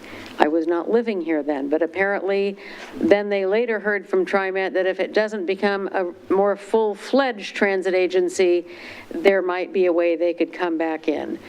So that was the beginning of this excellent transit system that we have, South Metro area regional transit, although originally, as you heard Charlotte Lehan say in her lecture, it was called WART. I don't know why. Was that a joke? Wilsonville Area Regional Transit. I don't know. Or Rapid Transit. Rapid Transit. And so we now have, if our transit director was here, he could tell you all the awards that they win. They operate in the black. They have all clean energy vehicles. And our principles in Wilsonville are to provide transit to the people who want to use it. As an example, the Coffee Creek Correctional Institute, which is located in Wilsonville, and that was a state supersiding decision where they decided they would put a correctional institute here. And through the work of the former council and many citizens, they found a better location that was not in a residential area, and that is where it sits today. That is in the city of Wilsonville. But it is not within the SMARTS region because the urban growth boundary grew after SMART was originally instituted. Therefore, the payroll tax for the Coffee Creek Correctional Institute, which is a lot, goes to TriMet at the rate of, they may have a different rate because they're a state agency, but all of those payroll taxes go to TriMet. They do not provide transit to the Coffee Creek Correctional Institute. However, SMART does. And so those families that want to visit their family members and friends, and when someone is released, they have access to transit. That's just one example. As you hear us talk about the Basalt Creek and Coffee Creek industrial areas that Wilsonville has invested in, and I will say Wilsonville citizens, Wilsonville businesses, urban renewal tax. All of these factors, all of these people are part of how we do invest in areas, and the investment is pretty significant in our industrial areas because the nature of that type of development is if you want to attract a business, you really have to install the infrastructure, sewer, water, streets, and find a way to pay for it. Wilsonville has a payroll, private sector payroll of $1.5 billion from using good strategies all these years. 27,000 residents, 20,000 businesses. So, or 20,000 employees in the city. As you think about these other big areas developing, think about, and the problem is it's not right for our businesses and our citizens to pay to develop those areas, knowing that all of the businesses that move in those areas in the future years will be paying a transit tax to TriMet. And if SMART doesn't see enough service equitably delivered in the way it does to the rest of the city, I'm sure that we will want to deliver the service, but we won't be being paid for it. So that is the basis of this. And we had a couple of good meetings with the TriMet staff that seemed like we were going in the right direction. And we have not made a resolution in that direction yet. So that is why we have developed this resolution, and I would like to ask for a motion to, we can have more discussion. So I'd like to ask for a motion regarding this resolution and a second, and then we'll have questions. Would anybody like, before we do that though, to ask any more clarifying questions or bring up any other points in this? Counselor Dunwell. I'd just like to make a quick addition to your fantastic comments, Mayor, and clarifications, that SMART also offers rides to citizens at no charge within the city of Wilsonville. Very good. Yes, thank you. That's a really good point. And there's a really big, another point that I would like to ask the city attorney to discuss, because we were talking about all of the conditions around this. But the amount that, why don't you go ahead and discuss the reason we have decided to offer and include a payment to TriMet is recognizing this came from TriMet, and either city attorney or Amanda, if you would take that part of it. I want to make sure that we discuss this. Well, I can speak to the dollar amount. It's they came in and proposed that amount to us based on the amount of revenue that they're pulling out on an annual basis, and they just amortize that over a 10-year period. $273,000 a year, which amounts to 0.000014% of their annual budget. Which is $9.2 billion as of $1.92 billion budget. Their budget. Yeah, so it's less than a rounding error for their budget. But the thinking was if we could get a global settlement, because we are going to be investing millions of dollars to open up a Salt and Coffee Creek, that payment we would get back over time. Probably in 7 to 8 years we would get the repayment on that. But yes, in recognition of the fact, you still have a problem with the fact that they're pulling revenue out of our community and not providing services. Right. We were willing to, as part of that global settlement, swallow hard on that one and bring the recommendation to you, because the best long-term interest is what we're seeking here for the community and for the future employment of those areas. We don't want to have a situation where we're repeating the past mistakes, which is we have employers that are paying for a service and getting no service from an entity that's far beyond us in terms of their ability to deliver quality services as SMART can do. Thank you. And one more statistics. I may not have it right in front of me, but what is I probably have it here somewhere, the payroll rate for SMART?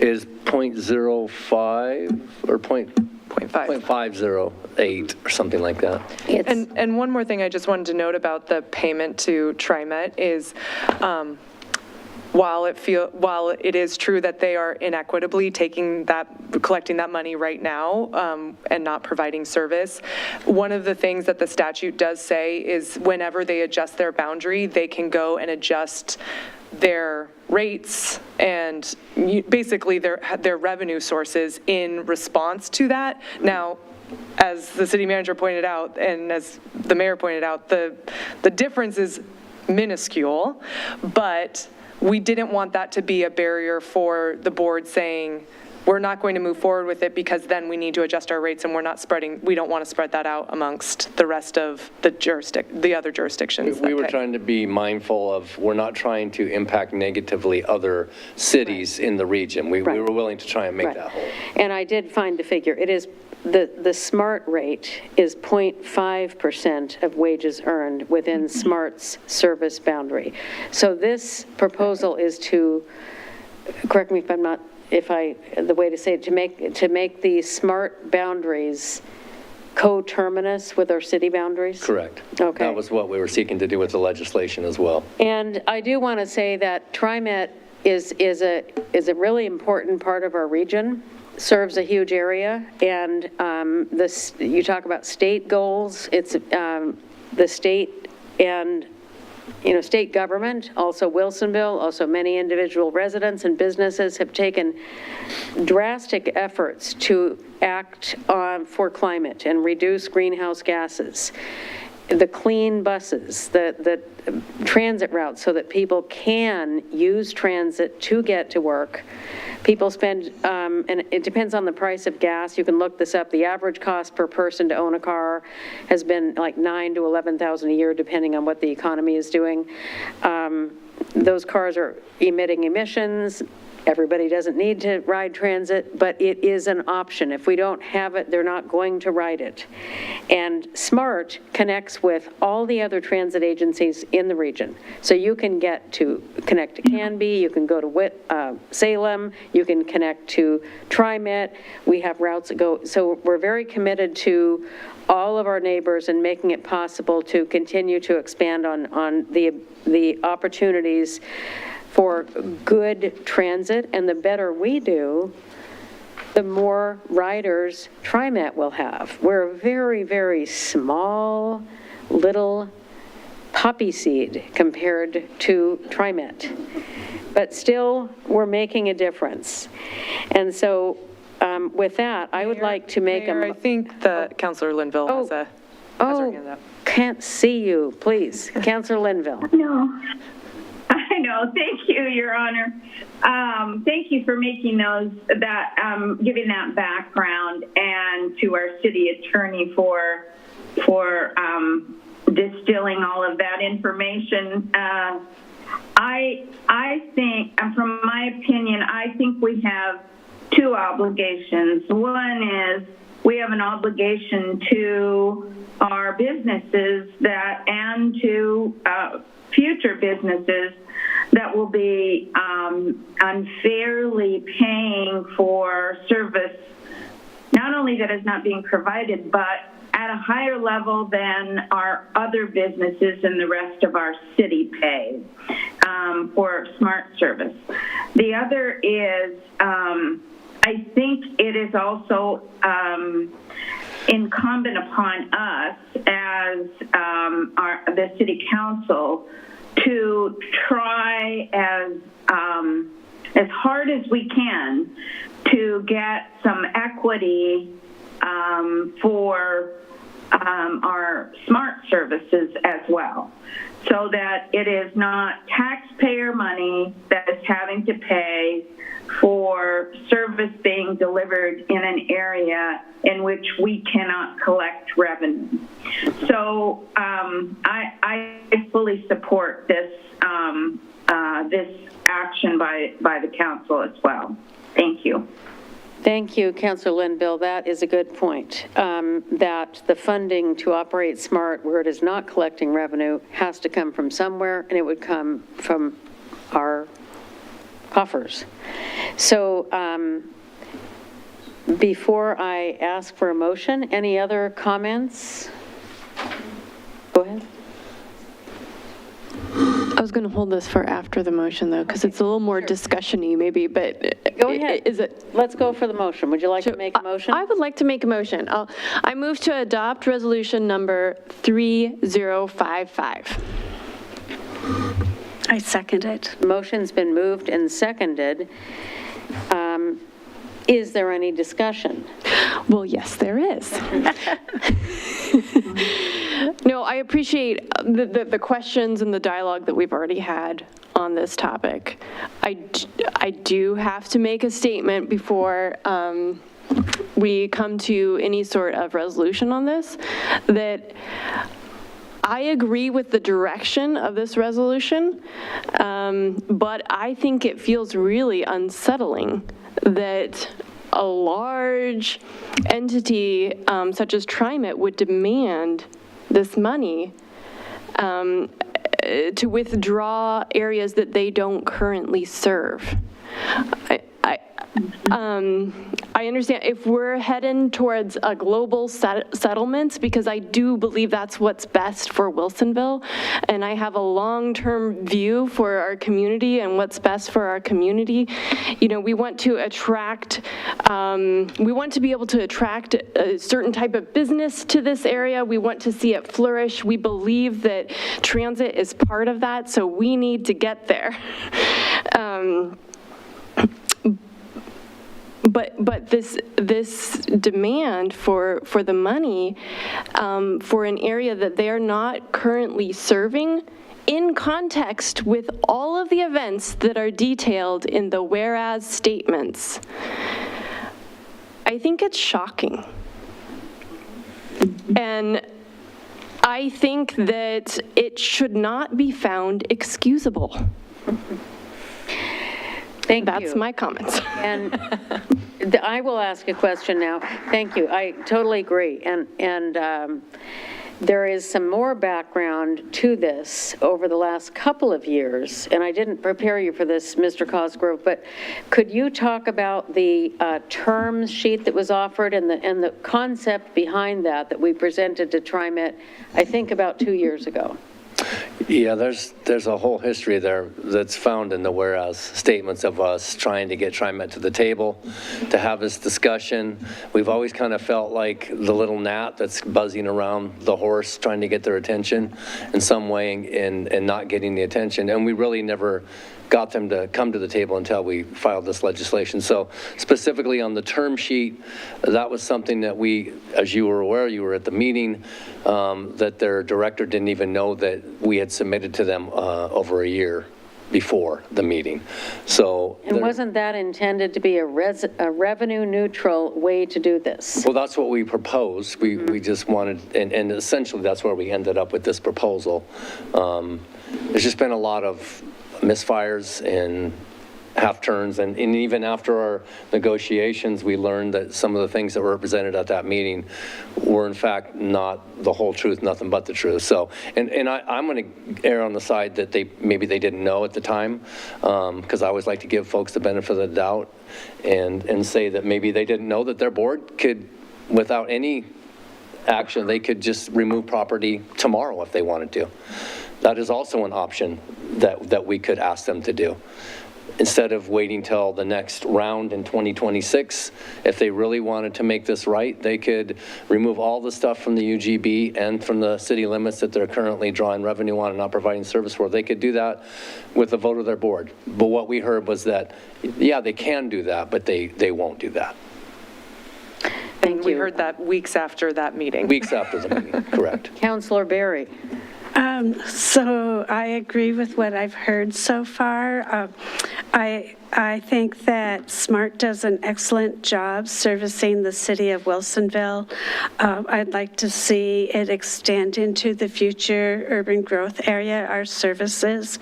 I also agree it's shocking that TriMet's been collecting money for areas that they're not providing service. I would really like to have it resolved without us having to compensate them. Like, you know, it feels like it's buying them to give us an area that we should be servicing anyway. It just rubs me wrong. I don't know if we need to have further negotiations. I know it's been really difficult negotiating with them, but, you know, putting something in writing, asking them what city manager just stated We certainly could. would be something I'd really... And just to be fully transparent here, we think the odds of this being adopted by the TriMet board is about the same as me becoming a professional golfer. Right, I understand. But I'd like that one more step. Yeah, I don't think we're going to get there, to be honest with you. But we wanted to memorialize this in a way that goes over the last 10 years of history, in the hopes that, because somehow that legislation that we had pending before the Oregon State Legislature was magically removed at the 11th hour, to get folks to understand that this issue isn't going to go away. And that we want to negotiate and mediate, which is what we've been trying to do, but we haven't had any success. So we're just going to continue to shine a light on this until there's some meaningful negotiations that gives us what we need to provide and plan for services into Basalt Creek and Coffee Creek, and acknowledge that we're currently providing service on properties where they're taking revenue out of our community, charging our businesses, and not providing any service. We're going to continue to pound that drum. So that's the goal. And so I'm going to just say that I am ever optimistic, and I think this is the right thing to do. And I've met the executives at TriMet, and I think they will want to sign this. So I will now call for the vote. All in favor, say aye. Aye. Aye. Aye. Motion passes 5-0. Thank you.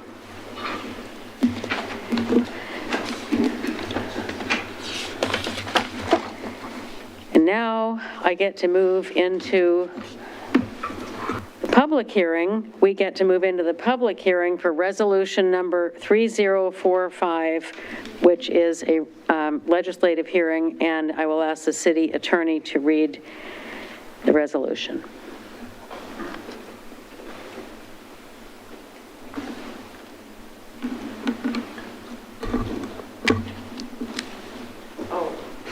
Apologies, Mayor. We're following up on that.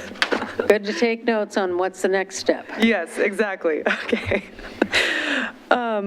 This is the public hearing. We're starting with the supplemental budget, I'm assuming, right? Okay. This is the public hearing for resolution number 3045, a resolution of the City of Wilsonville authorizing a supplemental budget adjustment for fiscal year 2022-23. Thank you. We have Ms. Smith for a staff report. Thank you. Good evening. I'm Catherine Smith, the city's Assistant Finance Director. Before you this evening is a budget supplemental. Notice of this public hearing was published in the Wilsonville Spokesman on March 9th. The total budget supplemental is for $4.6 million. The majority of this is outlined in your council packet is for the acquisition of Frog Pond West Neighborhood Park in the amount of $1.3 million. And payment to TriMet, as we were just discussing moments ago, in the amount of $2.7 million. Also included in the budget supplemental is a request for the finance department to move a full-time equivalency from building to finance, a request for Parks and Rec for electricity costs related to the Art Tech building, and various capital improvement projects as outlined in your council packet. Additional supporting detail is also included in the staff report within your council packet, and that concludes our presentation. Thank you. Thank you. So tonight, as we said, we will have a public hearing to consider on Resolution 3045. The order of procedure for tonight's hearing is set out in detail in our city code. In brief, we will start with the staff report, which we just heard. Next, the public will be asked to provide testimony. I will ask everyone who signed up in advance to testify first in the order in which they signed up. Then I will ask if anyone present in council chambers would like to testify, and then I will ask anyone who is on the Zoom meeting who has not testified but would like to testify to do so.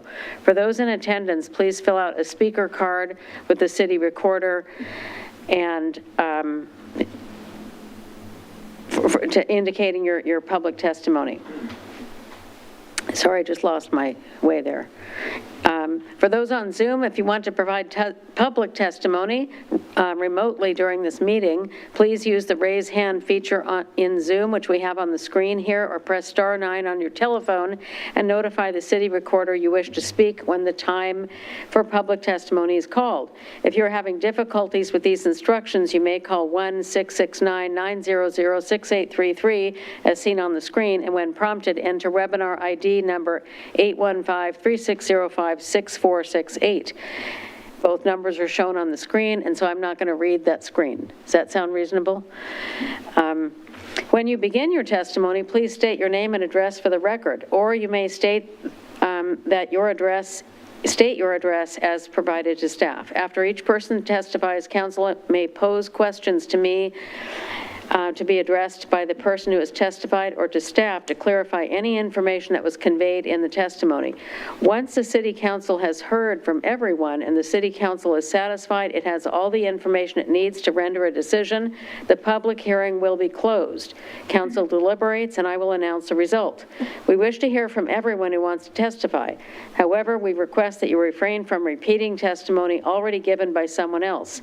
If you agree with what someone before you has said, please provide your testimony indicating that you concur with what was previously said. Public testimony will be limited to 3 minutes. We will time the testimony and provide you with a visual warning when there is a 1-minute warning. I want to also add that you can also email us at cityrecorder@ci.wilsonville.or.us if you wish to testify. The public hearing is now open. We've heard the staff presentation.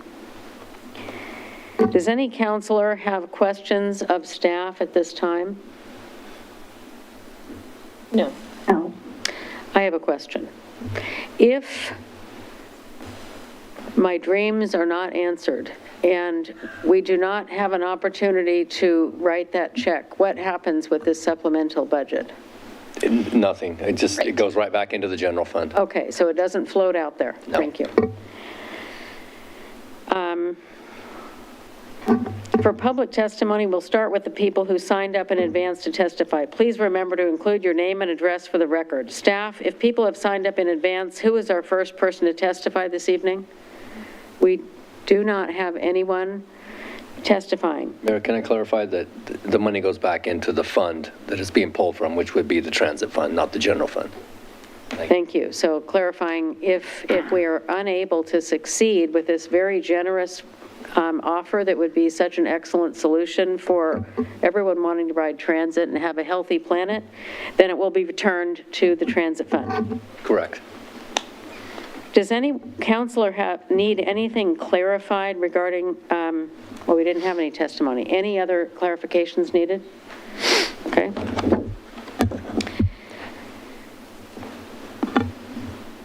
This has a lot of things for me to ask. I was just going to say, Mayor, maybe you could just make a general call, because I don't think we have any speaker cards. Maybe just make a general call that asking if anyone I needs know to. I asked it before, but I'm going to say it again because it's required. Is there anyone in the council chambers who wishes to testify on this proposal? Please indicate so by raising your hand.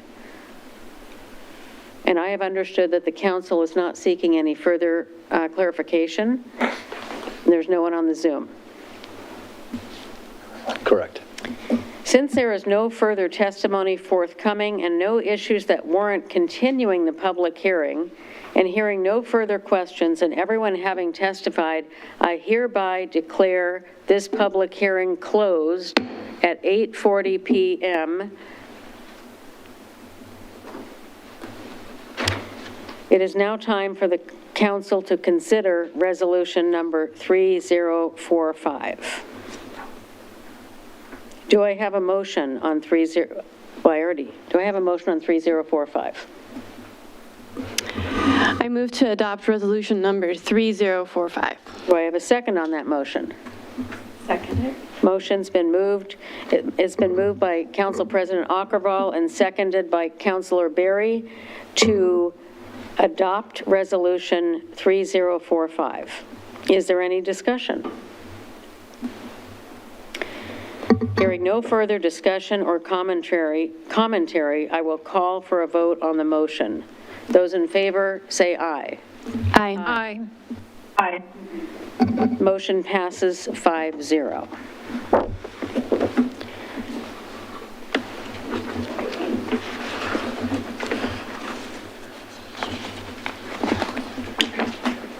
We will now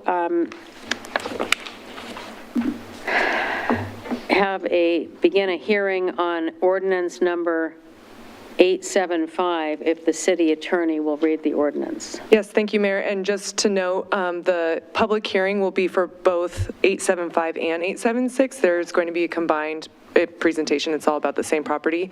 But then you'll vote separately on each ordinance. And I actually have a technical question on this because the way these things are written. Do I open the hearing before you start reading the ordinance? After. Okay. Go ahead. So this is the first reading of ordinance number 875, an ordinance of the City of Wilsonville annexing approximately 9.63 acres of property located at 25540 Southwest Garden Acres Road for development of a corporate headquarters / fabrication facility and associated site improvements. And this is also a first reading of ordinance number 876, an ordinance of the City of Wilsonville approving a zone map amendment from the Washington County Future Development 20-acre FD-20 zone to the Planned Development Industrial Regionally Significant Industrial Area PDI-RSIA zone on approximately 9.63 acres located at 25540 Southwest Garden Acres Road for development of a corporate headquarters / fabrication facility and associated site improvements. Thank you. I call to order the public hearing regarding proposed ordinance numbers 875 and 876 on first reading. Do you want to do the staff report? If I remember the script, I think there's a point where, I don't have the script in front of me, but where the counselors can disclose. It is right now, so I'll just do that now. And then we do the staff report after you open the public hearing. hearing and have that conversation. Yes. Okay. Do any members of the city council wish to abstain, declare a conflict of interest, or report any ex parte contact or any information gained outside of this hearing? No. No. No. Have all members familiarized themselves with the application? Yes. Yes. Does any member of the audience wish to challenge the participation of any member of the city council? Okay, got it. For all those wishing to testify, please be aware that failure to raise an issue accompanied by statements or evidence sufficient to afford this city council and the parties an opportunity to respond to the issue precludes an appeal to the Oregon Land Use Board of Appeals, LUBA, based on that issue. Testimony and evidence must be directed toward the criteria that staff will describe or other criteria in the plan or land use regulation which you believe apply to the decision. City council meetings are open to the public. This meeting may also be attended remotely in accordance with Oregon law. Information regarding how the public can attend this meeting remotely and give testimony is posted at City Hall and on the city's website. Notice was given that testimony could be submitted for the record in advance in writing, by emailing or mailing it to the city recorder. Testimony may be submitted in writing at any time prior to the closure of the public hearing. Once the public hearing is closed, no further testimony in any form will be accepted. If you want to provide public testimony remotely during this meeting, please use the raise hand feature in Zoom or press *9 on your telephone to notify the city recorder that you wish to speak when the time for public testimony is called. If you're having difficulty with these instructions, you may call the number we have on our screen here, which is 1-669-900-6833, and when prompted, enter webinar number 815-3605-6468, which is also on the screen. You may also email the city recorder with this, as described, at cityrecorder@ci.wilsonville.or.us. When called upon to testify, state your full name and address for the record. I request from those providing testimony not to repeat testimony that has already been given to the City Council. Simply indicating you agree with the prior testimony given by a speaker you identify should be sufficient. At this time, I call for staff to present the proposal and list the applicable substantive approval criteria.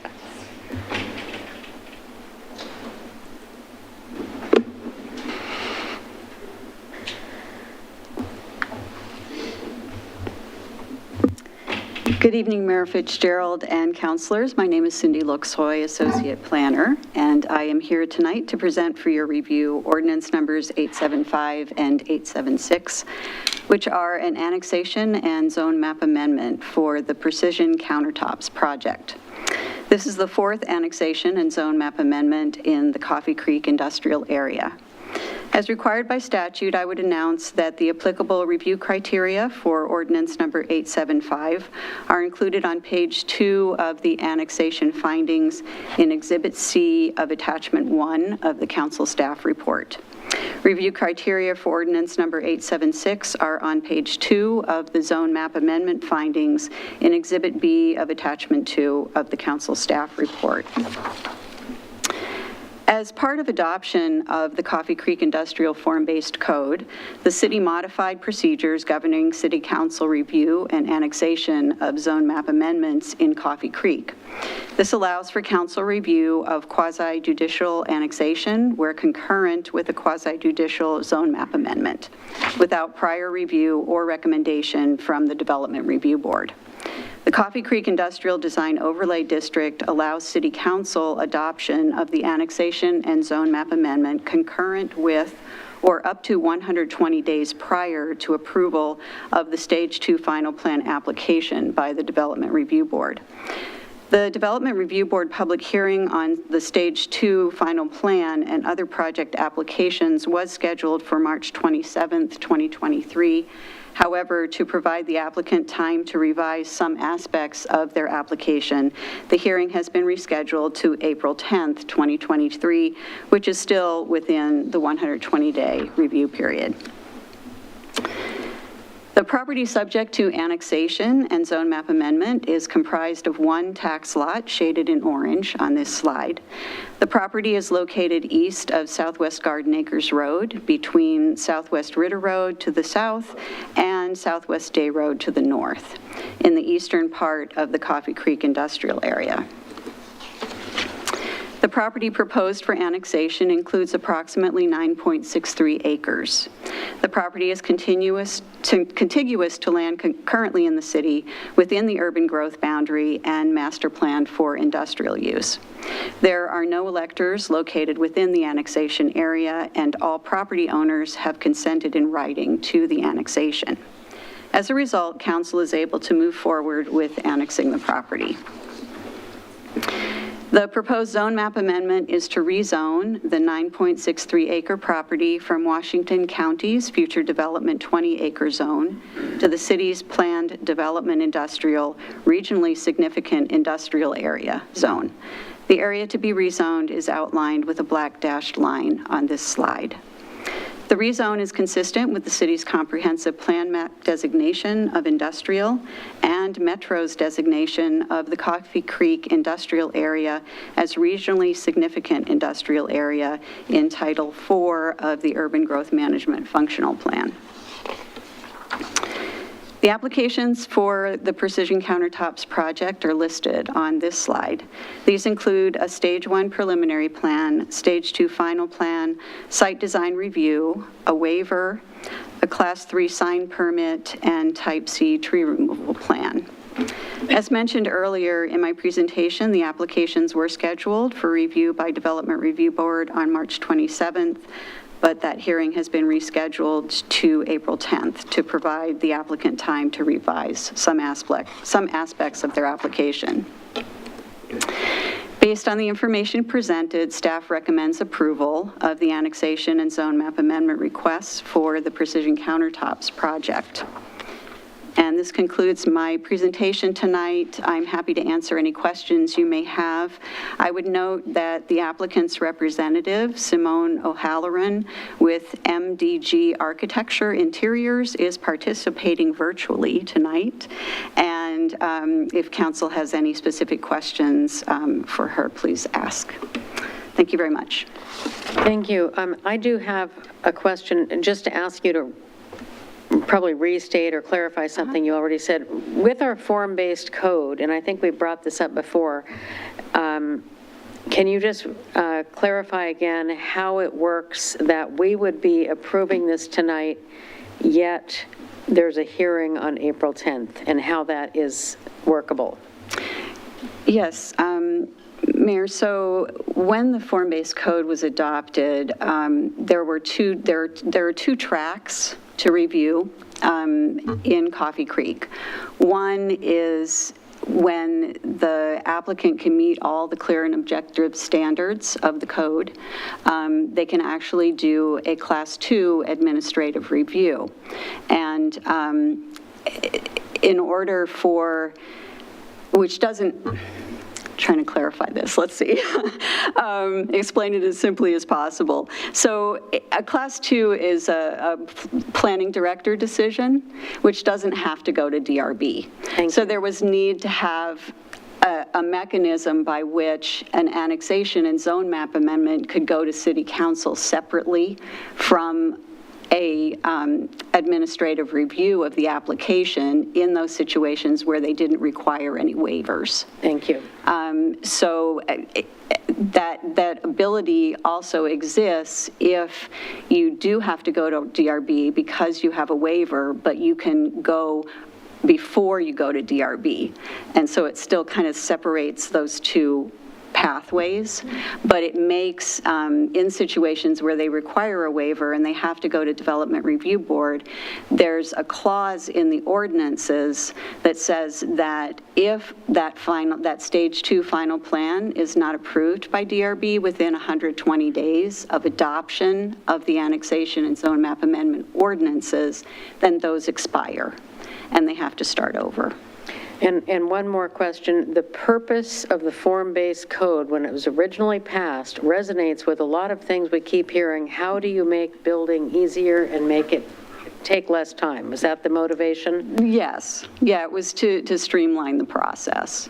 Okay, thank you. So, Your Honor?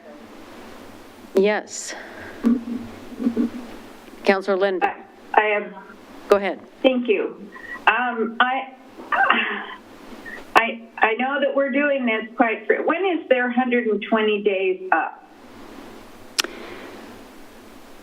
So the 120 days there's a couple of different 120-day periods that we talk about.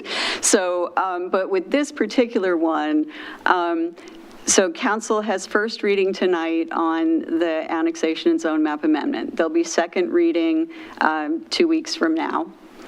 And then that's when what we consider adoption is, assuming that council passes and approves those two ordinances.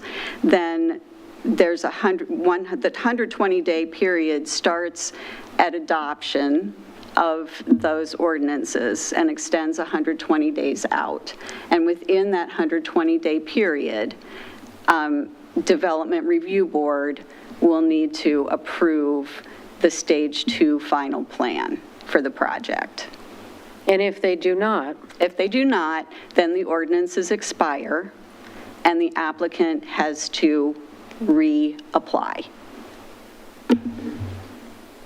It seems to me, I mean, we do this just about every time this comes to us in this kind of backwards way. It seems to defeat, from my perspective, the citizen review done prior to it coming to the city council. And I recognize that we're talking about two different things. The annexation and the zone map amendment is different than the site plan and the approval that the DRB will do. But I'm finding it difficult to understand why these are coming to us before the DRB does their job. And because it seems to me that at least that was how it was in the past, that it was a recommendation for approval from the DRB, and then the city council acted on that. And then I have another question. Maybe you can respond to that, but I have another question, and maybe the representative for the developer could let me know. It doesn't have anything to do with whether I'm approving of the amendment, the zone map amendment, or the annexation. I'm just wondering if they plan to vacate their current property, the current location on Boone's Ferry Road, once this is done. So to respond to your first question, the purpose of the form-based code and to have these two tracks was to not accelerate, but to make it easier to develop within Coffee Creek per the form-based code. And the applicants that have, this is the fourth one, and I believe that all four of them have come to council prior to going to Development Review Board. And the reason for each of those applicants making that request has been that they want to get into the ordinance appeal period, which is the longest, a longer appeal period than for Development Review Board. They want to get into that prior to going to Development Review Board, so that while it's in the appeal period, they're having their DRB hearing, and then, you know, the DRB approval comes the following day after the meeting, and then that goes into a 14-day appeal. So conceivably, you know, you can get through your entire Development Review Board process before the council appeal period ends. and then they'll be able to pull their permits, you know, right after that. So, a bit of a backward process, and it has been challenging for staff to do all the noticing and everything for it. But we're getting better at it at this point. Well, one of the biggest complaints we hear all the time is that permits take a long time, here, every city across the state. So was that the motivation for the form-based code? Yeah, and it is a little bit, and one of the things we've committed to is to look at kind of our experience, and we have now 4 applications, so to come back and have that conversation with the council on things we could do to clean up the process, so it makes it a little less awkward. But it doesn't change the central fact that developers are taking advantage of this because they are seeking to reduce that timeline on the permitting side, so they can make those investments into the property that they've purchased, so. But they're not getting off easy on anything. No, They still have to meet all the conditions. I wouldn't describe anything in Oregon's land use planning system as easy. It's just a little less painful is what we're trying to do, and in terms of the timeline for them, because, for private capital, time is money. And part of what we will be doing too as we evaluate the form-based code is to look at, what are those waiver requests that they're making. For instance, with precision countertops, the only reason why they have to go to Development Review Board, at least at this point, is because they need one waiver, and it's to the width of the driveway to access their parking and their loading area, which they can't make a turn into a driveway that's 24 feet wide.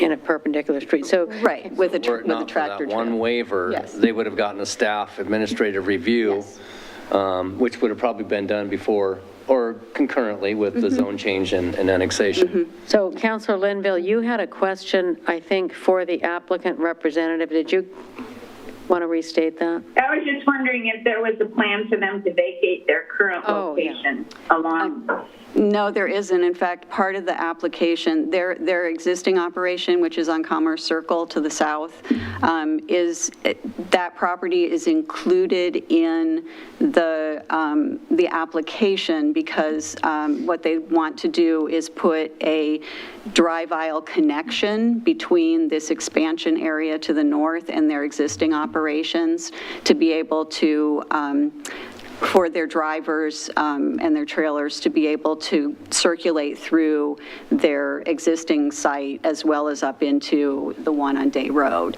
And they actually have to do that for any of their trucks that are wanting to turn from their driveway left onto Day Road because they're prohibited from doing that. So those trailers that want to get to over to Graham's Ferry, go up to 124th or anything like that, need to go through the existing site to Commerce Circle and then access Boone's Ferry or other points. Okay, Councilor Berry. I just kind of have a quick question to see if I'm understanding what we're talking about tonight. So what's before the City Council tonight is to adopt the annexation and the zone map amendment. And then the same project's going to go in front of the design review to waive a driveway size or the width.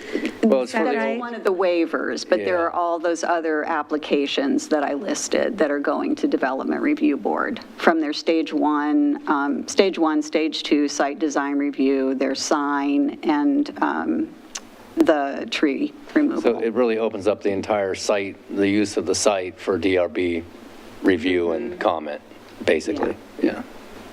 And actually, you know what? You asked a question about, this is for precision countertops, and I was responding to your question related to Delta Logistics. Because I have so many. The driveway? And so Councilor Linville's question about, yes, never mind what I said about Delta Logistics. Precision Countertops has their existing operation over on Boone's Ferry. I have too many projects in my head right now.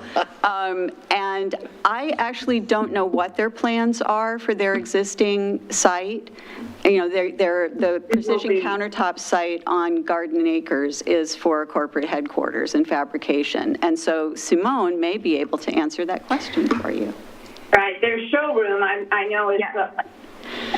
Yeah. Well, this is Simone with MDG, and yeah, their lease is going to be up, but they're existing, and so they are building this new headquarters and facilities to accommodate their business and the city moving forward in the future. Thank you. And I apologize for that confusion. Thank you. I thought I was kind of losing it a little bit. No, not you. It was me. But it is 9 o'clock. So I'm going to, thank you. I'm just going to check our point here. Does anyone, I would like to ask the city attorney if you have any comments to add. No comments, Mayor. Okay. Would the applicant like to make some comments or add to the presentation?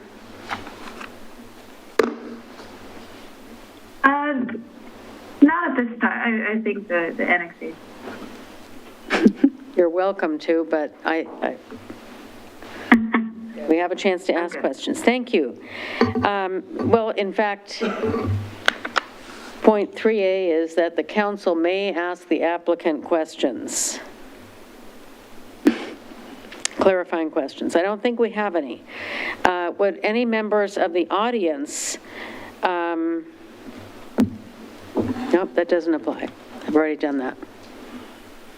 Are any members of the audience who wish to speak for the application? Anybody in the audience here to speak on this? Any member of the audience who wishes to speak against the application from Zoom or otherwise? Okay. Any more clarifying questions from the council? Okay, we had a good chance to discuss that. Seeing no questions, I do not anticipate the need to ask for a rebuttal. And so, hearing no further questions and everyone having testified, I hereby declare this public hearing closed at 9:05 p.m. Does the city council wish to continue the hearing? I don't see any reason. No, I mean at a future meeting. You've got it on here. Really sets me up. Okay.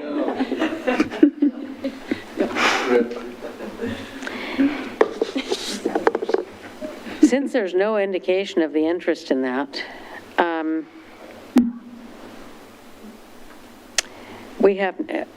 we made the motion yet? No. I don't think we have. No. Could I have a motion for ordinance number 875? Your Honor, I move to adopt ordinance number 875 on first reading. Thank you. Is there a second? Seconded. Ordinance number 875. Councilor Linville has moved to adopt ordinance number 875 on first reading, and Councilor Berry has seconded it. Is there any further discussion? No. Hearing no further discussion, I call for a vote on ordinance number 875 on first reading. All in favor say aye. Aye. Aye. Aye. Motion passes 5-0. May I have a motion on ordinance number 876? I move to adopt ordinance. Your Honor, I move to adopt ordinance number 876 on first reading. Is there a second? Seconded. Councilor Linville has moved to adopt ordinance number 876 on first reading. Councilor Berry has seconded. Is there any discussion? Hearing none, hearing no further discussion, I call for a vote on ordinance number 876 on first hearing. All in favor say aye. Aye. Aye. Motion passes 5-0.